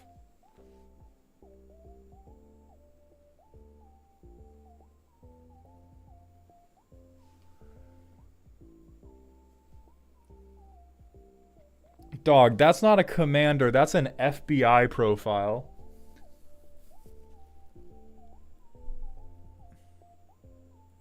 They don't put that shit on Moxfield. They hand that to the judge when they're determining sentencing for you. Oh, I love this card. That is disgusting. That is absolutely disgusting. Alright, then we have Lock Treasure Hunter. Can't be blocked by creatures with greater power. On attack, everybody mills. If a land card was milled, make a treasure. Until end of turn, you may cast a spell from among those cards. That's actually really good. So we've gone from incredible funny top end to shockingly solid value engine. Okay, normal stuff, normal stuff. Little cute boy. A 1/2 with lifelink. On end step, everybody may discard. Each player who discarded a card draws a card. If a creature card got discarded, make a 1/2 white Moogle. If a non-creature card was discarded, put a +1/+1 counter on each Moogle you control. Okay, very solid. A little bit of group hug. With the context of what Kefka does, pretty fucked up. Why is this in the deck? So you can rob people. This is in the deck so you can rob people and you can generate chump blockers. I think this fits perfectly. Normal stuff, normal stuff, normal stuff, normal stuff, normal stuff. Sabine, Master Monk. 4/3 with double strike and blitz. You may... Oh, fuck. Graveyard cast for blitz. I don't think that's good enough for standard, but oh my god, is this going to ruin some limited games. Oh my fucking god. Am I going to be so mad playing against this thing in limited.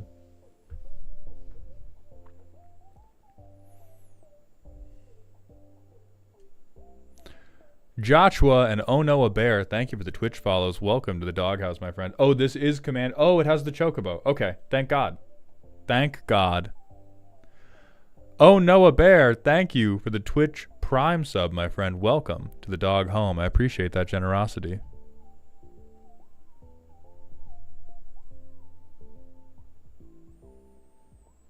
Okay, then we have Seltzer, Wandering Gambler, also commander only.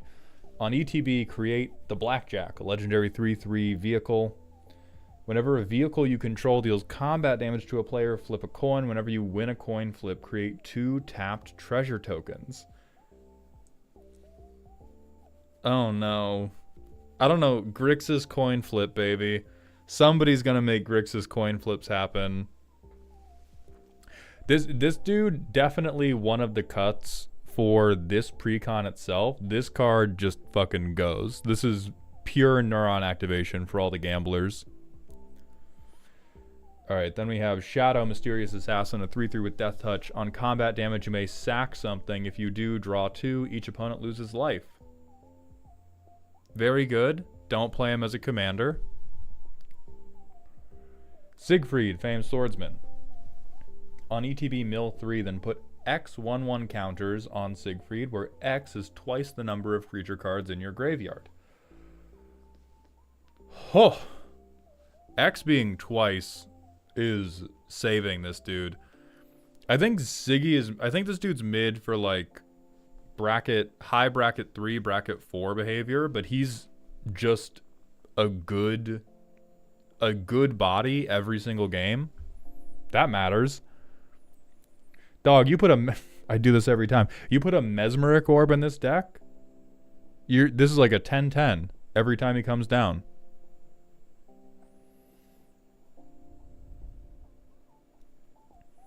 I could cut him, to be honest. Listen, you could cut him from this deck. You would be legitimately better off putting in more self-mill and just dropping him as a guy who hits stuff.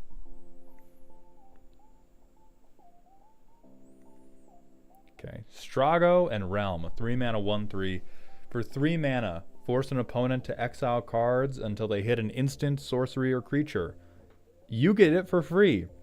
Creature spells this way get haste and sacrifice themselves on end step. This is not even me being like, for your sake, for my sake, please don't make this your commander. Please God, this is so much better in the 99 as a million other things. It's very fair. Please don't make this your entire personality. But I like it. Summon Esper Valagarmanda, a 3/3 with flying and haste. No! Exile stuff. Add a red for each lore counter. You may cast an instant or sorcery exiled with the saga and mana, and it's color fixed. Okay. For 3 turns in a fucking row? There's gotta be something that makes... I mean, hey, what about this, right? That's gotta be fucked up. Then we have normal Sun Titan stuff. the Warring Triad, a 3-mana 5/5 with flying, trample, and haste. As long as there are fewer than 8 cards in your graveyard, it's not a creature. Mill a card, target player adds 1 mana of any color. Fucked up, dude. Fucked up, dude. Rat PDT, thank you for gifting 5 tier 1 subs to the community, my friend. I appreciate that generosity.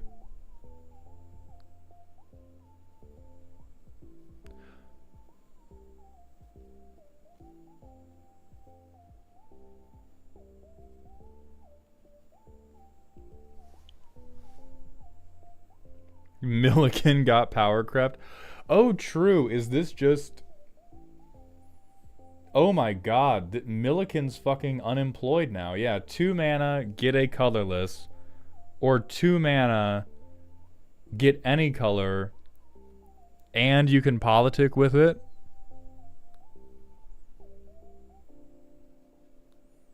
This dude is fucked up.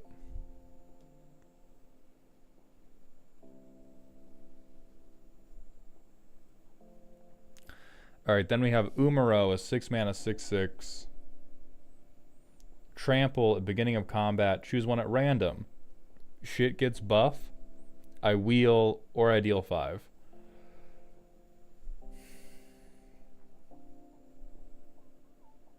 Seems terminally fine. We get to gamble a little bit. I love gambling. I love it when I don't know what's going to happen. We looked at these. Normal things. Wait, what's rejoin the fight? Okay, for 6 mana, mill 3. Then starting with the next opponent in turn order, each opponent chooses a creature card in your graveyard that hasn't been chosen. Return each card chosen this way to the battlefield under your control. I do not deserve this card, and yet I will be using it. I will be using it in Henzi. I will be using it if I ever make a Sultai deck. This is 6 mana, reanimate 3. Would be an awful shame if I only had 3 incredibly good creatures in my graveyard, huh? Wouldn't it? It would be a terrible shame if in my Henzi deck I only had a Tali, Emrakul, and fucking Valgavoth in my graveyard. Wouldn't that be fucked up? Okay. Absolutely insane. Love the Kefka art on this shit. Snort. For 4 mana, each player may discard their hand and draw 5. Snort deals 5 damage to each opponent who discarded their hand this way. Alright. They're giving out some tools for Group Slug. I'm pretty sure Stitch Together has already been a thing. Then Tragic Arrogance. I'm not sure if this has been a thing. For each player, you choose a permanent. Then they sacrifice all other non-land permanents they control. Oh, never mind. You choose them an artifact, a creature, an enchantment, and a planeswalker. So you get to keep one of the 4 normal ones. This is a reprint too. Okay. And then, so it's just a board wipe-ish. Alright, let's see how it goes. We got a mana rock, and our lands make colors. Hell yeah. And we got a Priest of Fell Rites. Turn 2, me when I ramp. Turn 3, I almost definitely play Terra.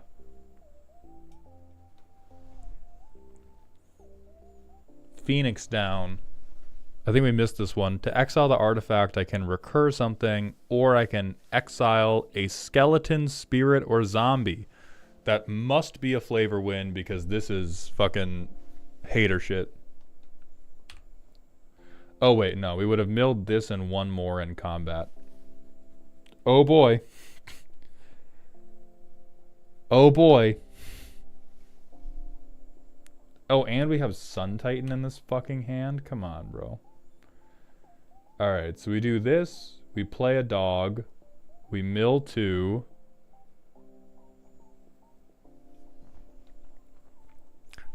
I can swing, but I have nothing to recur. Next turn, I play this. I mill 2. Okay, we got a guy now.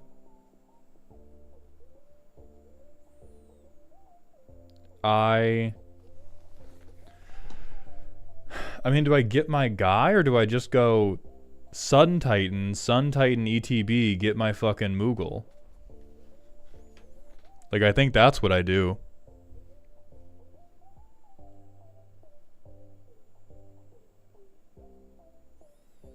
And I'll discard this land.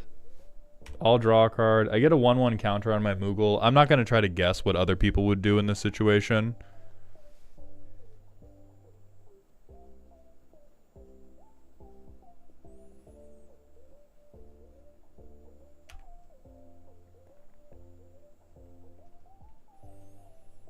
I play a very bad mana rock, but it doesn't matter. I mill 2. Oh no.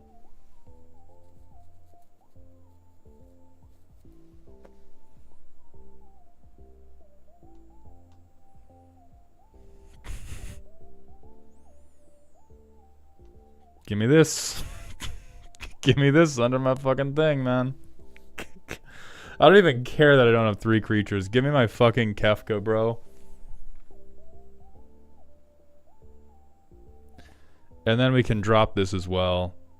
And then we Sun Titan back a land.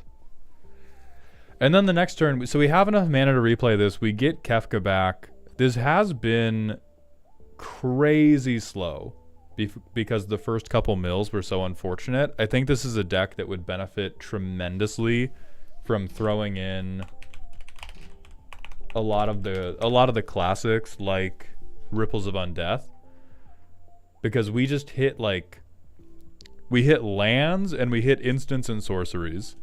It's once we get to do the thing is balling. It is taking us a tremendously large number of turns in which we had no interaction with the rest of the table.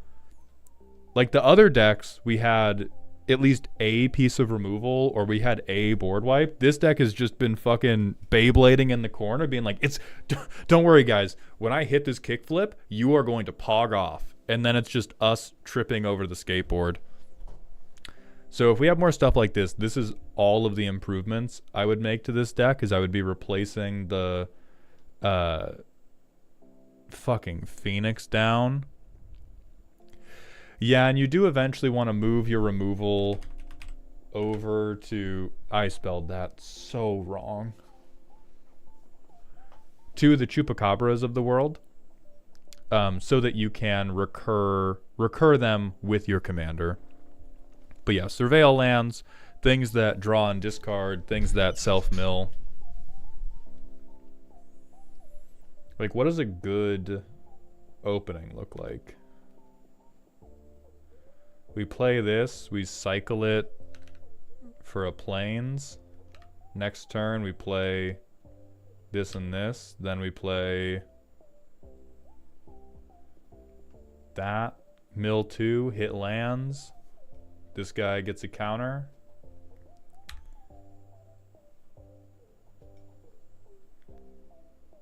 Okay.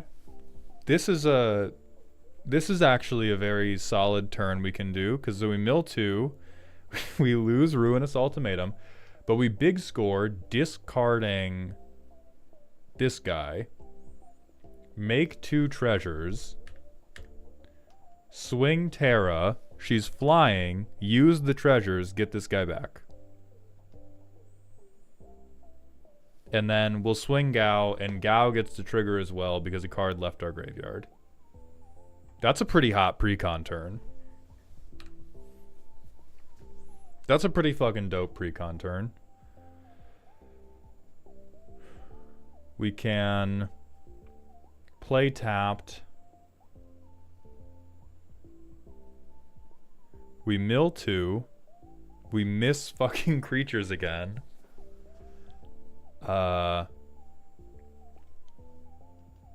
We attack. We don't have to swing him. We put a counter on this guy again. So he's a 5/5. We can pay 1 to discard a card, which would allow us to draw a card. feel like fuck Mind Stone. Fucking hell, man.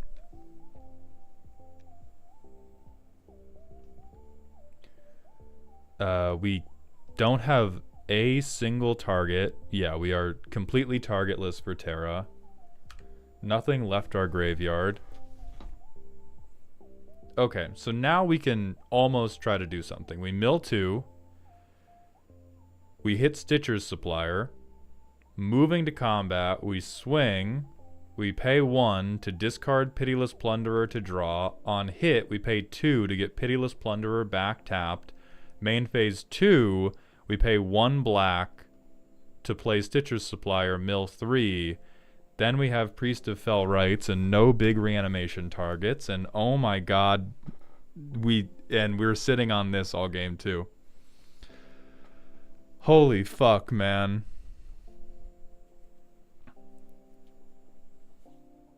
It'll work. Do we even we don't have a single fucking instant or sorcery worth exiling, do we? This is all we're doing. And then, like, we got another Gao trigger. Oh, deeply underwhelming. That deck list was really hot. I think what it is suffering from most is because it is a precon, it was not willing to commit to being 50 creatures. Like, it's 36 creatures. This deck was not willing to commit to putting just every single piece of interaction onto its creatures. So, like, Ravenous Chupacabra... Ruthless Lawbringer. Like, this is the shit I'm on. Yeah, very, very easy to upgrade. All you have to do to upgrade this deck is change more of the interaction to be on bodies and then put in more of the classical, this stuff mills me every turn.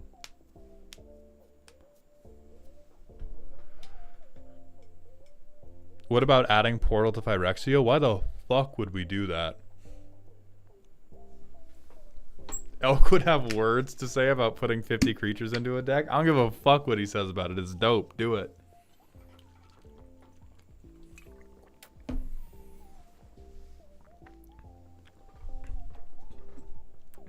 I mean, Zeth, you do want mill sources on bodies too, but there are some like Mesmeric Orb where this creates so much mill that the fact that it's not on a body is totally fine. You don't just want to put...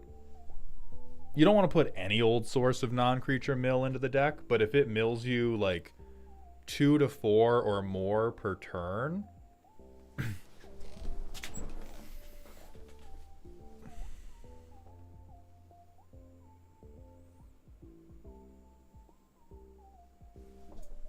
Yeah, there's a ton of very easy stuff you can do to upgrade this. Woof.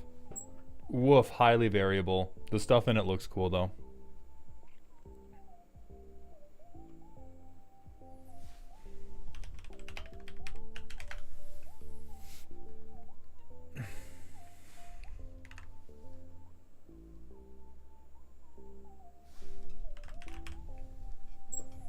We hit it with a noise. So let's go for Terra. Do they play Magic?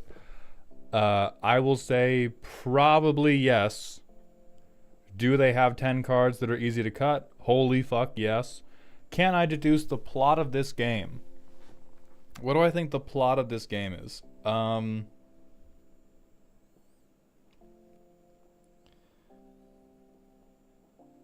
I would guess the plot of that Final Fantasy game is a lot of people stand around looking extremely cool and then Kefka fucks everything up. Where are we on that? Hell yeah. That's a bingo.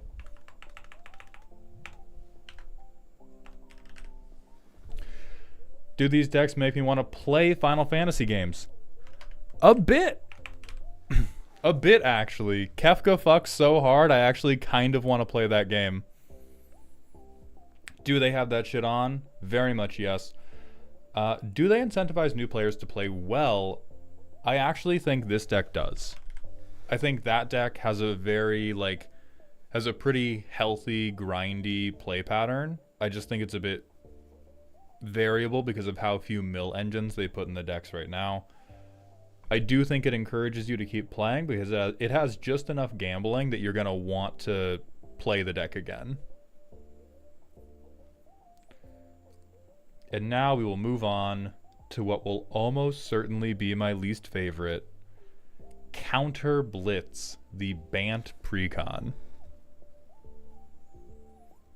Also, Cass, hit me with that personal question when you get a chance, my friend.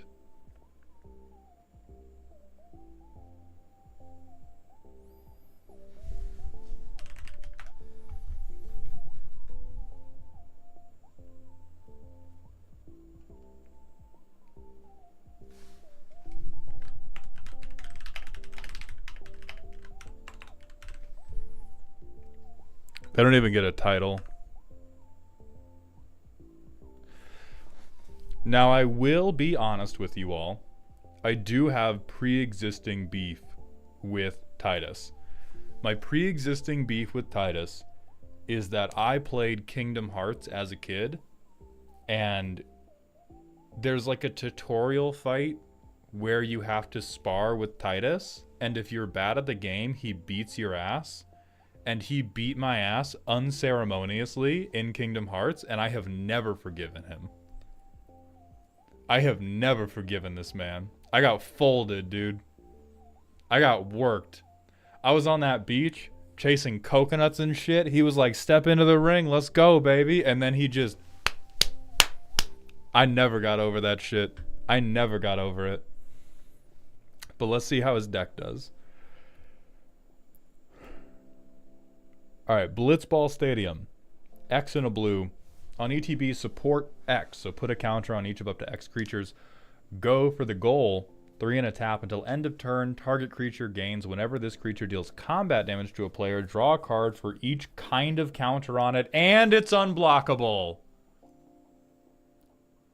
And it's unblockable. Thank you. I'm glad this one's off to a good start. Go fuck yourselves.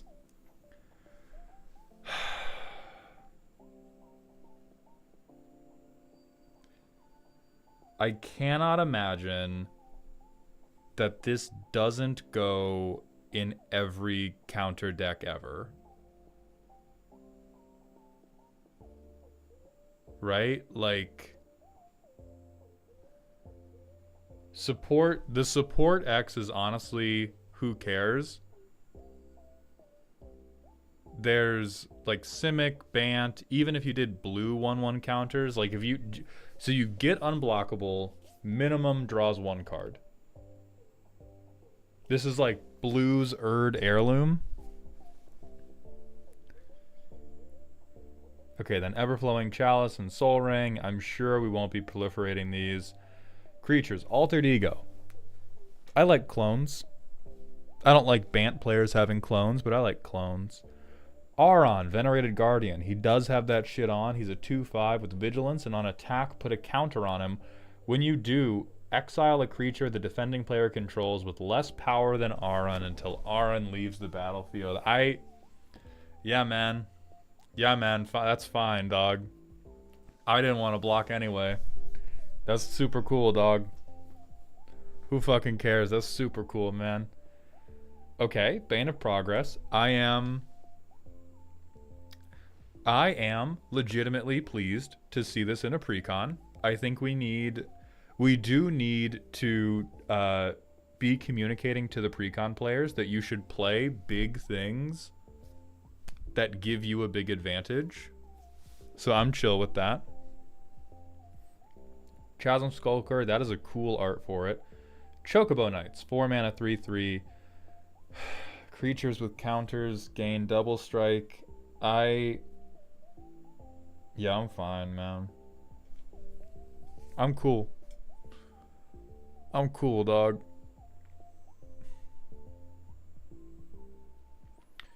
Duskshell Crawler. This, I believe I've seen this before. I believe I've been hurt by this before. Fathom Mage, I know. Yep. Why even have to try, man? Why even have to try? Why even have to try? Okay.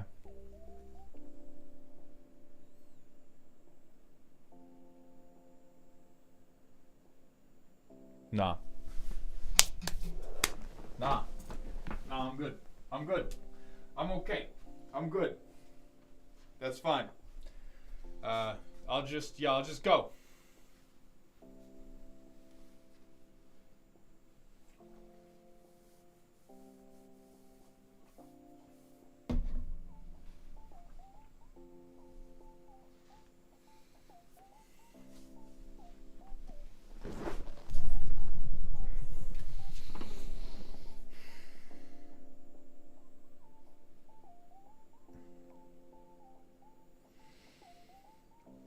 I just want to see one Bant deck that doesn't look like somebody having their diaper changed by a live-in nurse. Like, you know what? I'm not going to say any of these cards are... You thought it said remove that many counters. That's because you want to play fair Magic.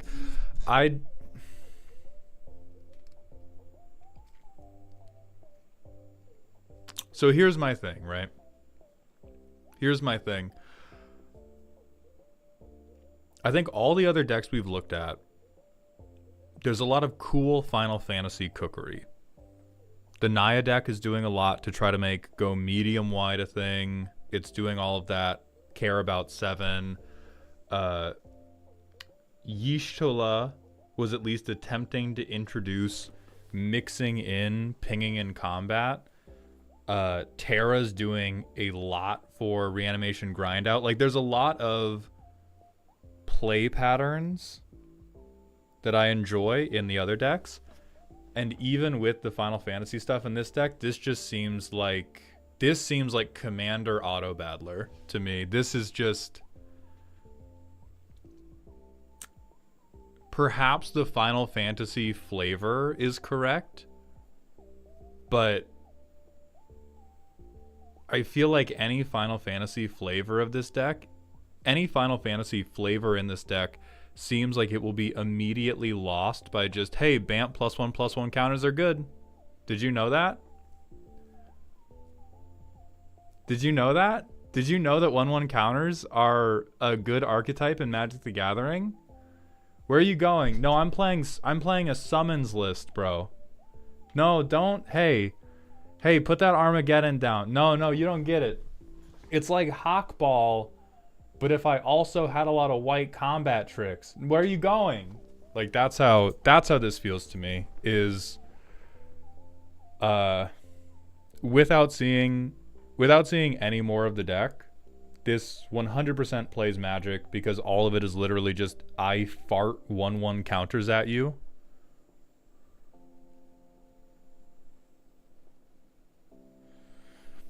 Okay, a 3/3 that says at the beginning of combat, put a 1/1 counter on this guy and tap an opponent's creature, and then Kimari may become a copy.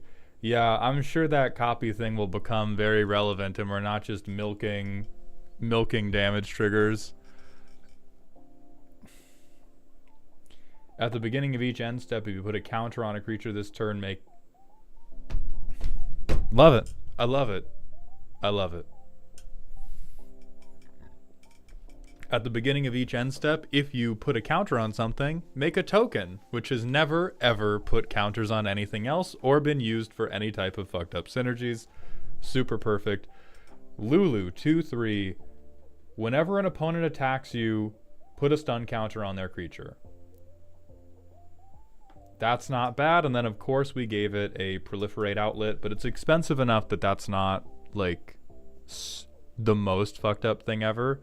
So this is creature propaganda-esque.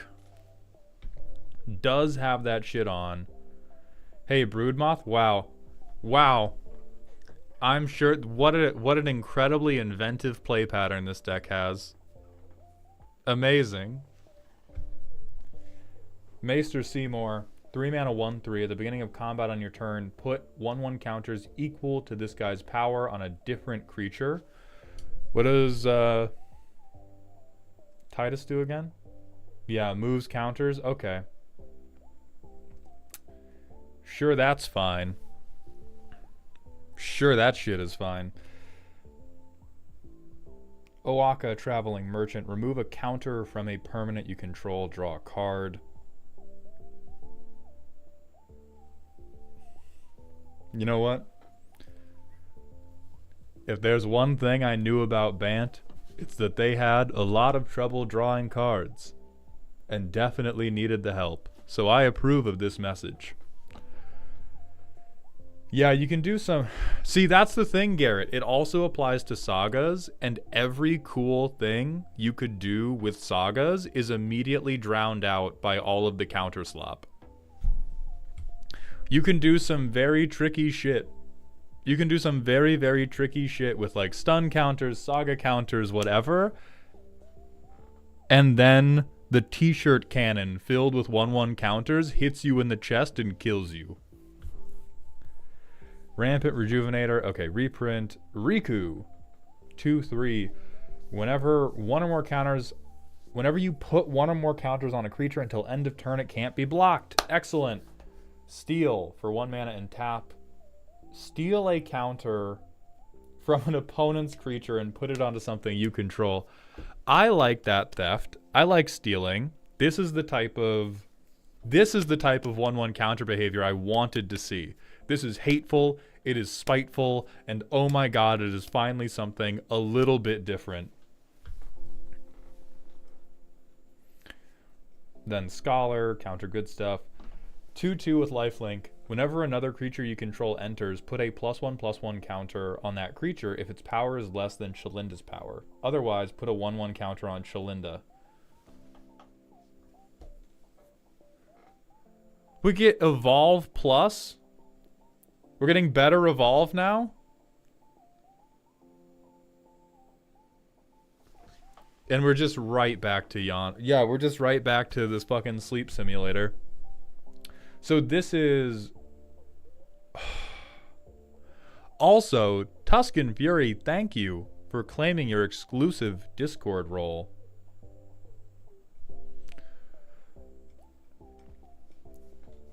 And then we have Sin, Unending Cataclysm, a 5/5 with Flying and Trample.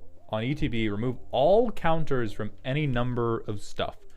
It enters with twice that many 1/1 counters, and when it dies, put its counters on a creature you control, then shuffle this card into its owner's library. See, I actually like that. It is bullshit, but I think this is like the type of big fuck you finisher more Simic decks should be running, where they coalesce all of their counters into one big asshole. This is the type of like big flample finisher that I'm more okay with. Like at 7 CMC, we should be doing stuff like this, and exile removal is so easy nowadays.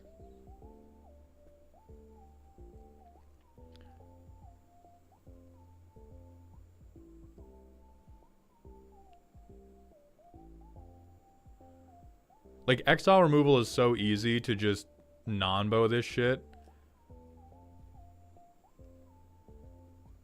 Yeah, it hits opponents too, but honestly, if you're putting counters on your things, you deserve to be punished. So I'm down with that for this reason as well. Yes, I hoover up all of the counters on the board, and now I have it on my Sin. Okay, summon Ixion, a 3/3 with first strike. Exile something until this is gone. Put a counter on 2 creatures and gain life. Why we gotta gain life too, dog? Summon Mega Sisters. Choose one at random. Put 3 counters on a creature. Put a shield counter on a creature and gain life. Or fight something. Summon Valifor. Each opponent bounces their most expensive thing. Tap something, put a stun counter on it. Alright, I'm back in now. Summon Yojimbo. Exile an artifact, enchantment, or tapped creature. For 4 mana, that's quite reasonable. Until next turn, you get a propaganda effect. For 2 turns in a row, you get that. Last one is you make X treasures, where X is the number of opponents who control a creature with power 4 or greater. Incredibly solid. Incredibly solid. So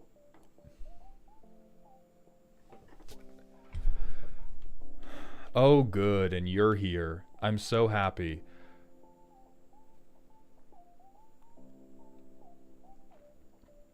All right. So even though we have not seen everything in the deck yet, this is my overall feeling on the Bant list. There are a great number of cool and fucked up tricky things you can do with like a Waka, with Sin.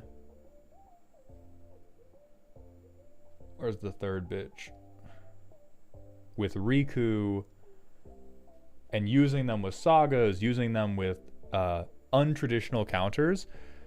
And I think all of that flavor immediately killed by the Taco Bell diarrhea.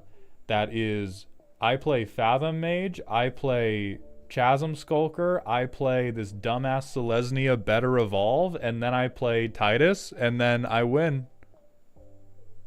And then I just shit +1/+1 counters at you. And that's all that happens. It's Trameldu. Each other non-token creature enters with an additional +1/+1 counter. So real. So real. Why would I... Yeah. For 1 mana and tap, proliferate X, where X is the number of non-token creatures you control that entered this turn. Chulane mentioned. Chulane mentioned.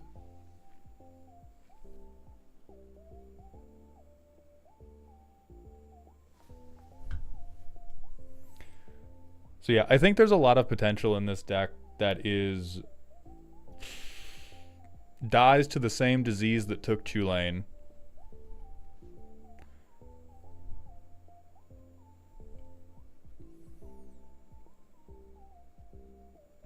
And then we have Yuna, who I did roast today on YouTube and TikTok, if you have not seen that yet. So I do know what this commander does. But this also seems... I like the second half of this card very much.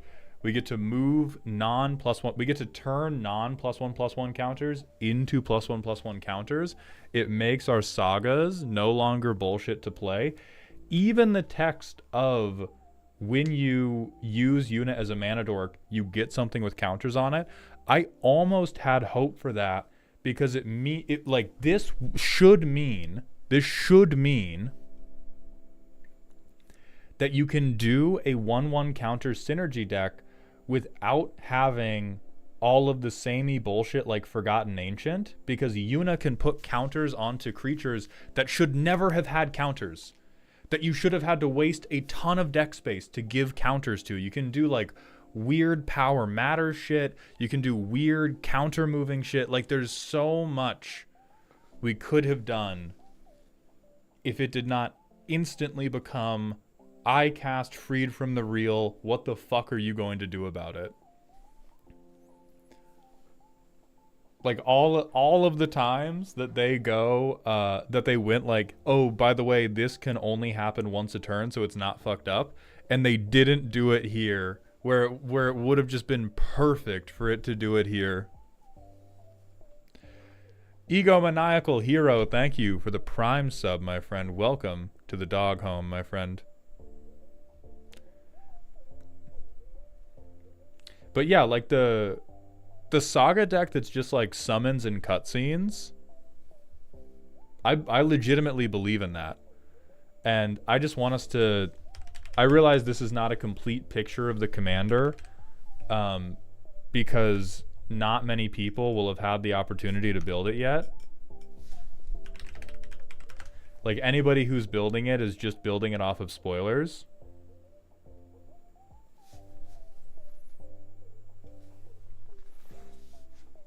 Again, tremendously small sample size. Tremendously small sample size because the only people that have made it so far are making it off of spoilers, and those are typically people that are very invested in the game and want to do combo shit, but still.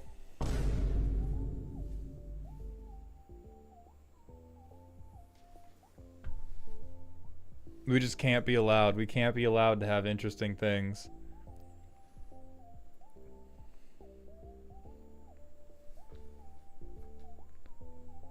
All right, so anyway, we have Waka, Devoted Guardian, a 4-mana 4/4 reach trample. On damage, pop an artifact, put a counter on Waka. This would kill somebody from the year 2000. This would just kill people from the year 2000. On end step, if a counter was put on Waka this turn, put a counter on each other creature you control. Yum. Dude, just put it in the fucking trough and let me bring a different deck to the next game.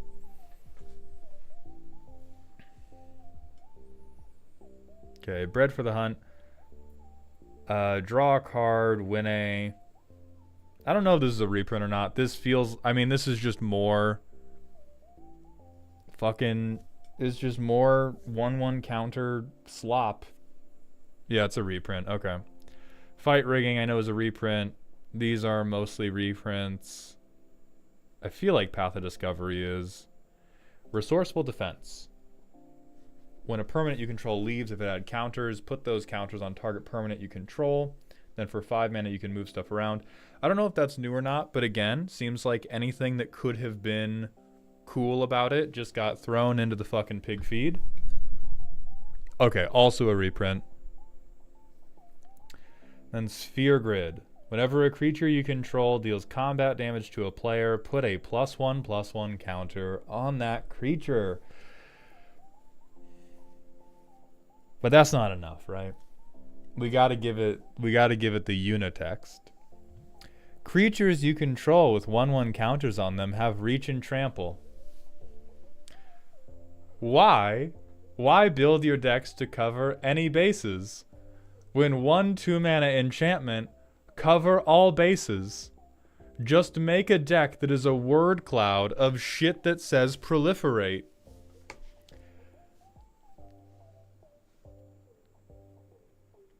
Dude, you could black out playing this deck and you would come out of the coma with a 5-0 record.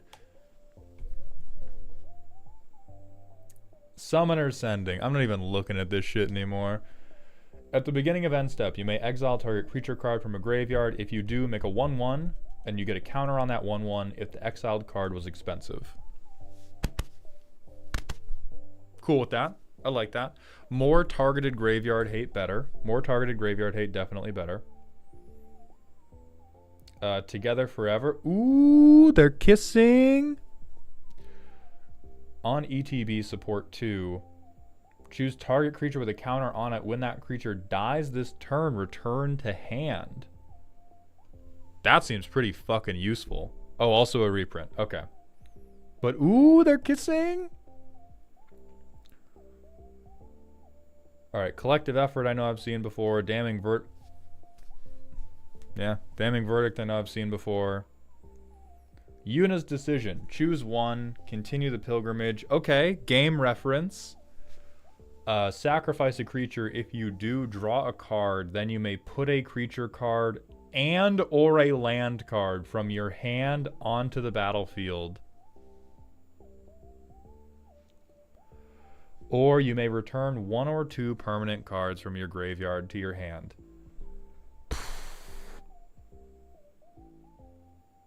I mean, hey, at least it's not Natural Order, dog. That's my only bar nowadays. At least it's not Natural Order and it's not out of the fucking library. Or Savage Order, whatever the fuck that dinosaur card is. I can't even. Yeah, man, fuck it. Yeah, man, fuck 4 mana. Hey, they sacrificed a creature. Yeah, hell yeah. So this is like, I think this is pretty Precon gaming. 4 mana, cheat something. 4 mana, cheat something from my hand onto the field if I do something else that is where the bar has been for a really long time. It is not dissimilar to the bar of Monster Manual, and as much as I may not like what they are cheating in, Wizards has long established if I spend 4 mana and I do an extra thing on top of it, I get to put something into play for free. I think it's pushing it a little bit because we get to draw and put a creature and land in, but I don't think it's like totally out of course. Instance. All right.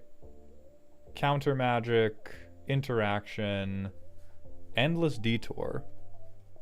I have not personally seen this before, so I'm going to assume it's new. The owner of target spell, non-land permanent, or card in a graveyard puts it on their choice of the top or bottom of their library. That's pretty hot. That is a potential removal spell, potential non-counterspell, counterspell, targeted graveyard hate. Oh, it is a reprint. Okay. Well, damn, then the art looks cool. Yeah, fuck off. Protection magic.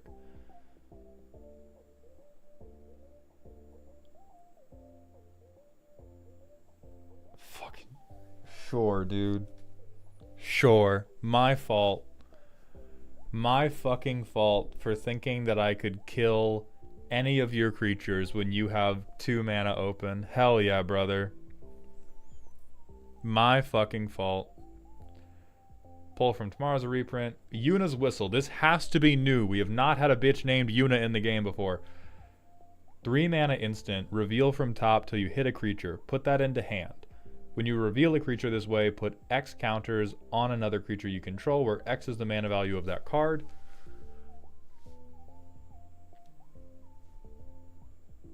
This seems to me like... So this is what I'm talking about when I'm talking about generational power creep. Because that doesn't seem totally broken. Like, you could get lucky and you hit Galta or something, as Memo Wolfie said, but that doesn't seem terribly broken. It just seems so solid that who wouldn't play that? Like, if you have a green deck that cares about creatures or cares about counters and it's instant speed, like, how are you justifying not playing this? But I don't think it's turbo busted.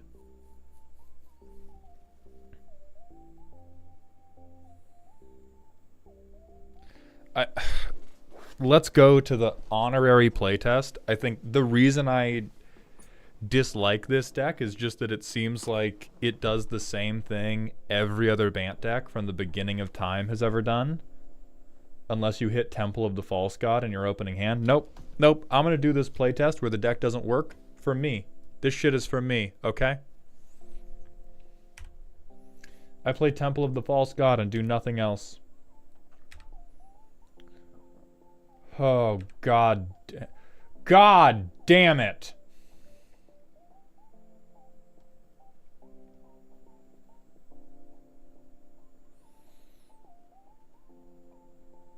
I'm making these motherfuckers hit the actual tutor targets. I'm not doing the land cheating I normally do. Bant has to do it honest. Fuck these people. Their Temple of the False God is live.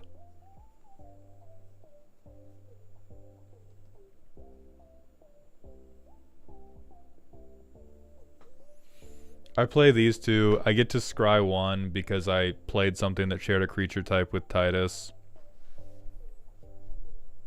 I have minimum 3 counters on this guy. I have what? I have 6 mana available to me. I take a counter off this guy, I draw a card.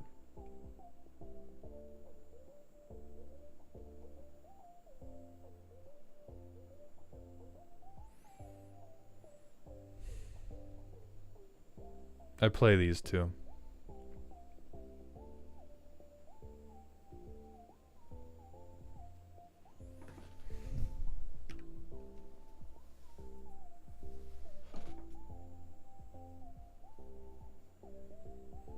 I play fucking Sphere Grid. This guy has a bunch of counters on. On my upkeep, I will move them all to Titus. Titus is now unblockable. On combat, I will move one to Riku. Riku is now unblockable. I will tap a Waka to remove one of these to draw a card. I will swing with my 2 unblockable creatures. I will swing them at different players. Oh no, it's only once each turn. I will swing them. They will each get additional 1/1 counters and have reach and trample. I will proliferate. I will also draw a card. I will play a land for turn.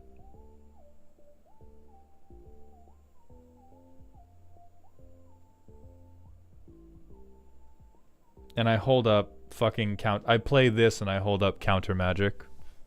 Next turn, I repeat that whole fucking deal with however many spells people cast into my Forgotten Ancient.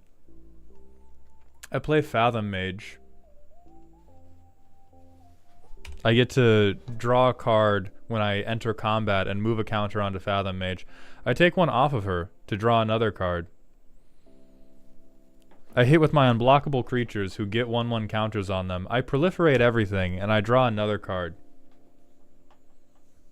If at any point I'm unhappy with how this is going, between the counter magic I am holding up, I will simply board wipe everybody. Amazing. Amazing. On the fucking hand that I tried to land screw by keeping turn 1 Temple of the False God. What's this hand? 1 land, 3 visits. It'll probably work out, but we're not going to keep this one.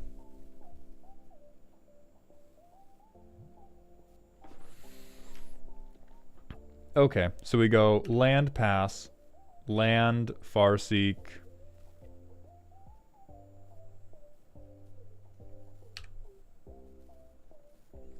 Tap land, scry 1. I think we need the island. Play Titus.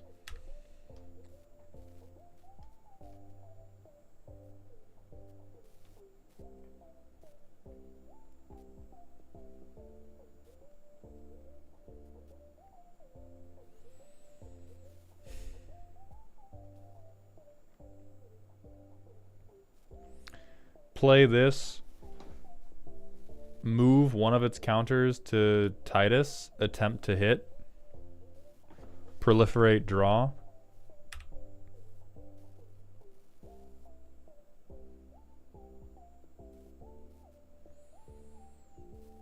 Then we go this guy, add a counter to this guy, make unblockable, swing, draw, proliferate. Hold up Inspiring Call, use it when somebody attempts to be mean to me, draw 3. My next turn, play this. I board wipe everybody. This becomes unblockable. This evolves and is now unblockable.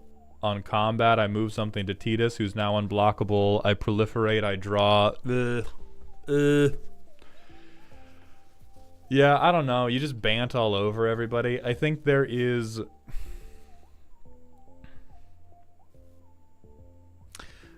almost something interesting for me going on here, but most of the things that are potentially interesting are drowned out by the just stone cold utility of evolve creatures and things that are super evolve, like Shalinda. And I think what I also don't like is it feels so trigger heavy with the sequencing being so straightforward. I have a decked out episode that just released where I play a Bant deck, and that deck Veggie had built, and that particular deck Veggie was like, I want you to try this. I think it's a Bant deck you'll like because the turns can get pretty complicated. And I played it, I resolved Adeline, and then Veggie was like, yeah, there was a lot more interesting stuff in that deck, but it turns out if you resolve Adeline and Caretaker's Talent, that's actually all that matters. And that's how I feel about this deck.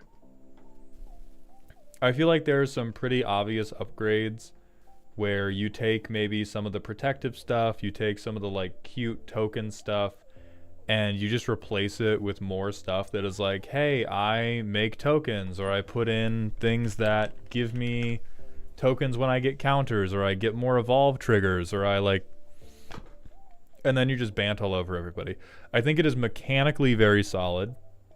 It's probably the most mechanically solid of all the precons, but unfortunately also the most sauceless. Just because it's a hyper supported archetype. I think it's like 1/1 counters has to be the most supported bad archetype in the history of the game. Because no matter how much you support it, it's still kind of hard limited to as soon as combos are on the table, you get blown out. But it just gets spoon fed as long as we're still at bracket 2. As soon as you move into bracket 3 and like, people are doing storms, people are doing infinites, people are doing shit like that, then counters starts to struggle almost immediately. And then in bracket 2, it's just like, I don't know, I kind of man spread all over the board and hope for the best. But I do quite like what Riku's doing. Alec man, thank you for the $20 super chat to the Bant's defense fund. Legit, I get some of the counter stuff isn't super interesting, but in this deck's defense, I think there's some truly cool ideas among cards here. Shifting counters around among creatures and sagas I think can be cool. I do agree.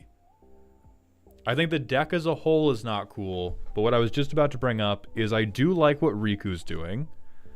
I like being able to... I like the idea of moving around counters to get temporary advantages. I just think that the coolness of that gets replaced by, oh, if everything has a counter on it and I proliferate, then this is just my board's unblockable. I like Oaka. I almost like Kimari. I like the summons, and I like 100% of Yuna's text box. I hate the 10% that is missing that says this doesn't stack. And then I fucking hate Sphere Grid.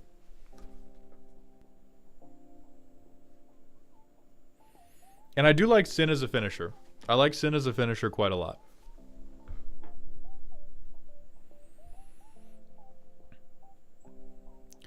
Thoughts on Farewell in a Precon? I think that's good.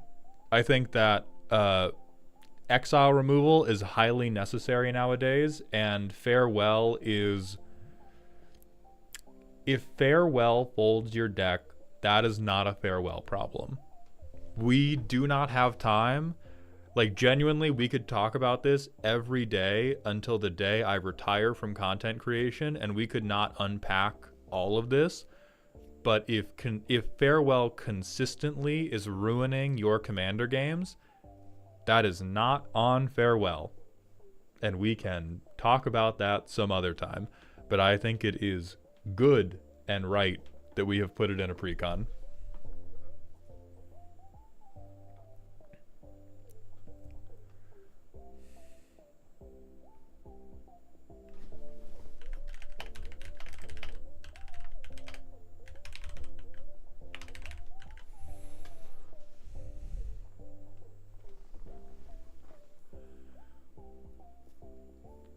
I think this is the full review of the Titus deck.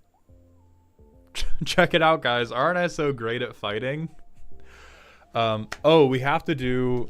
Okay, we have to do the metrics for Titus.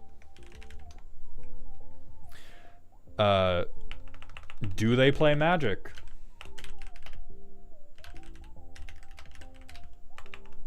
Too goddamn much. Do they have 10 cards that are easy to cut so you can feel smart? Yes, yes, yes. Can I deduce the entire plot of the Final Fantasy game? Okay. What do I think this Final Fantasy game is about?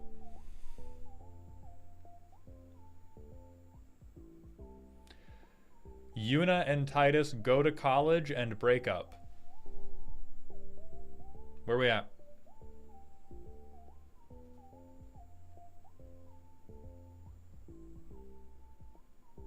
I see nailed it and nope at the same time. I see half people who went like absolutely yes, and then a bunch of people who are like 100% incorrect. What Final Fantasy game is this?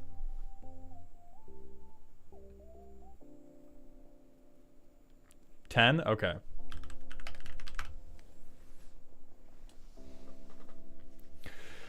All right.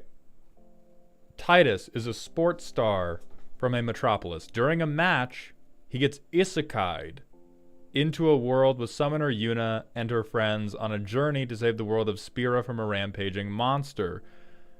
Making their way towards the mythical Gachapon land while running into the corrupt undercurrent of Spira society, Titus holds on to the hope that he will one day find his way back home. Okay.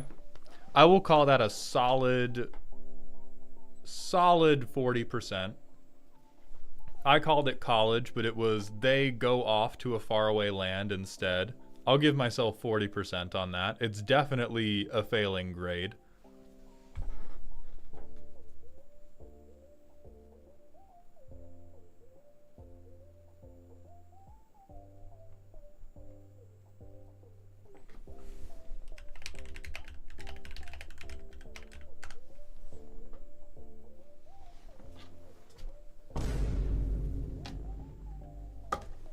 Fuck y'all.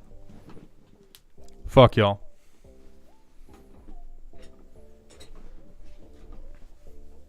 Fuck y'all. That's all I gotta say. That's all I gotta say. Fuck y'all. Look, I never beat the game.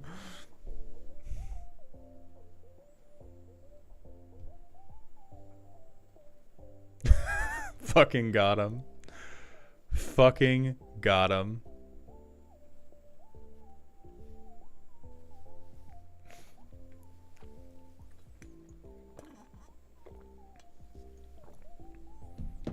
Yeah, Rick Dom, I think that's a good and cool thing.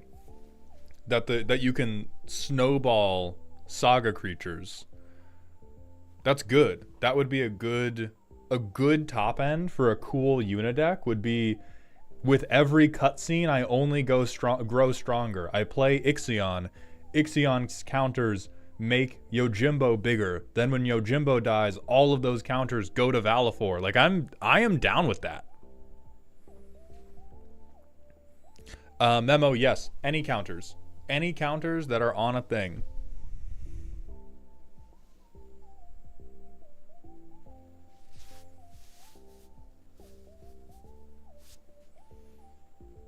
And then Kaz, hit me with that personal question, my friend.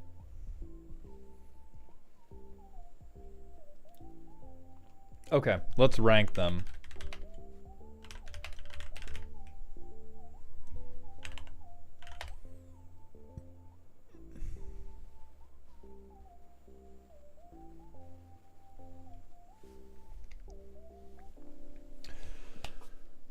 I think number one, ranking by power or fun. I think those two things are connected.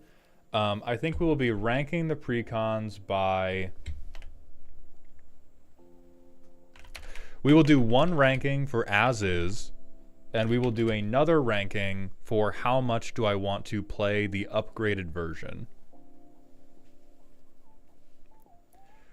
I think ranking the precons as is.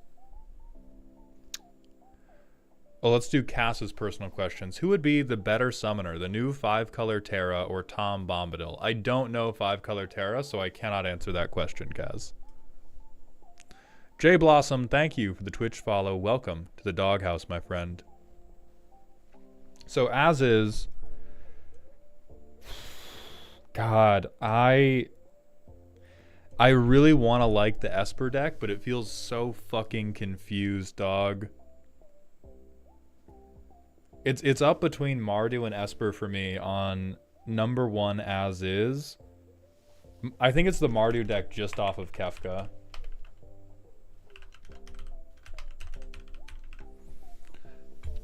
Mardu deck just off of the Kefka carry. Number two then has to be Esper. Number three is Naya. And that means number four, unfortunately, 99 lands. And then number five is going to be that Bant Precon.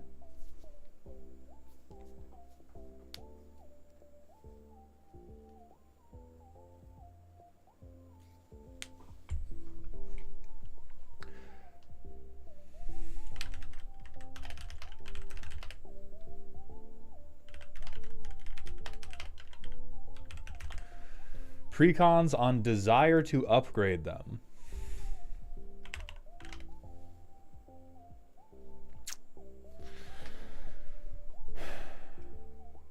Really, the important distinction is, does this change?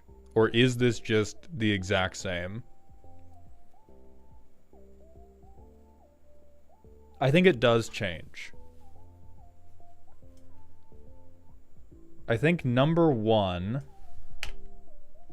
is still Mardu. I don't think Esper becomes number 1. Unfortunately, Kefka carry again. It's really like my desire to make a Kefka deck is going to keep making me play that Mardu deck. I think number 2 is Esper, but it's closer. I think what changes is Bant moves up to number 3. I think there is at least something that I could be interested in happening in that Bant deck if it was not such just straightforward 1/1 counter pig feed. But I don't think the Precon as is has it. But I think this is like massive overhaul. And then I think number 4 becomes Naya just because I'm not an equipment player. And I don't hate on equipment like I hate on Bant. But equipment, just like the play patterns, just fundamentally do not interest me.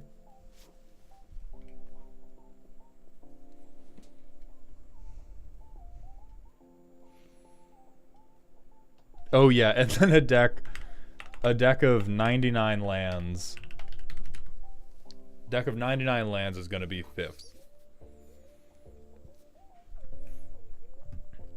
So I think because this took so long, we will delay doing all the other spoilers until we do a full set review, and we will raid out for today. But thank you all very much for coming. And on a future Tuesday, we will be looking at additional spoilers, talking about the most excitable cards from the set. Pectus, I'll look at other Kefka, because that guy's cool as shit. That guy's cool as shit. I'll look at the other one. If you don't want spoilers, stop listening to me right now. So Kefka, Court Mage, 5 mana Grixis, 4/5. On ETB or attack, everybody discards. You draw a card for each card type amongst cards discarded.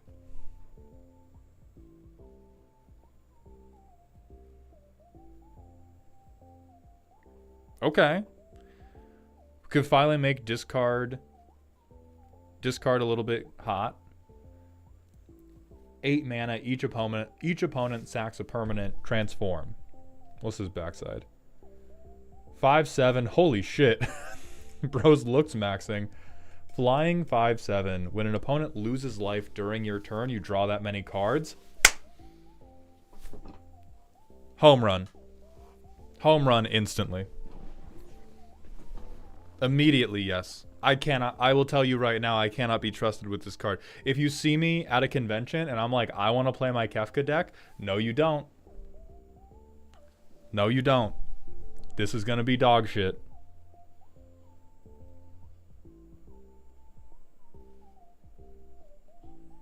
Oh, bro looks glorious.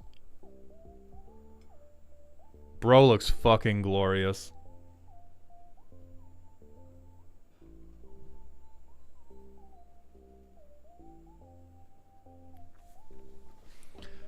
Yeah, this card honks. No, Rick Dom. We don't have time for all of that. We don't have time for all of that. We will do that on a future week. I don't know if it's going to be next week. We will be streaming tomorrow. We'll be streaming Friday. We'll be streaming over the weekend. I will let you know when we're doing the full set review. But it may or may not be next Tuesday. This bro...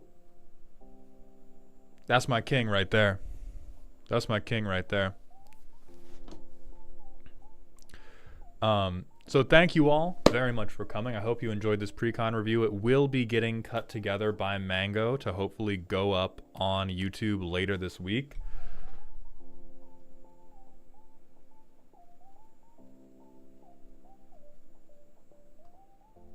The flavor text? The end draws near? Is that the flavor text we're interested in?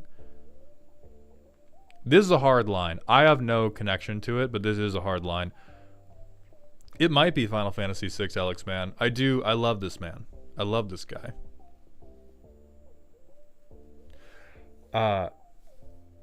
So for now, we are going to raid out for the day. I will be live again tomorrow. We'll be doing deck roasting streams.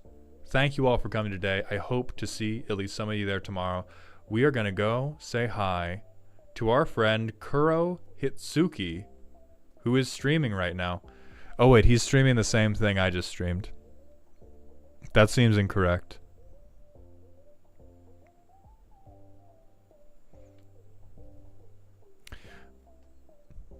We will raid Elk because Elk is streaming, yeah, Commander reviews.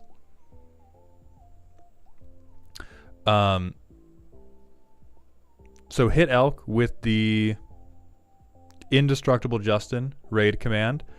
Thank you all for coming today. I hope to see you tomorrow.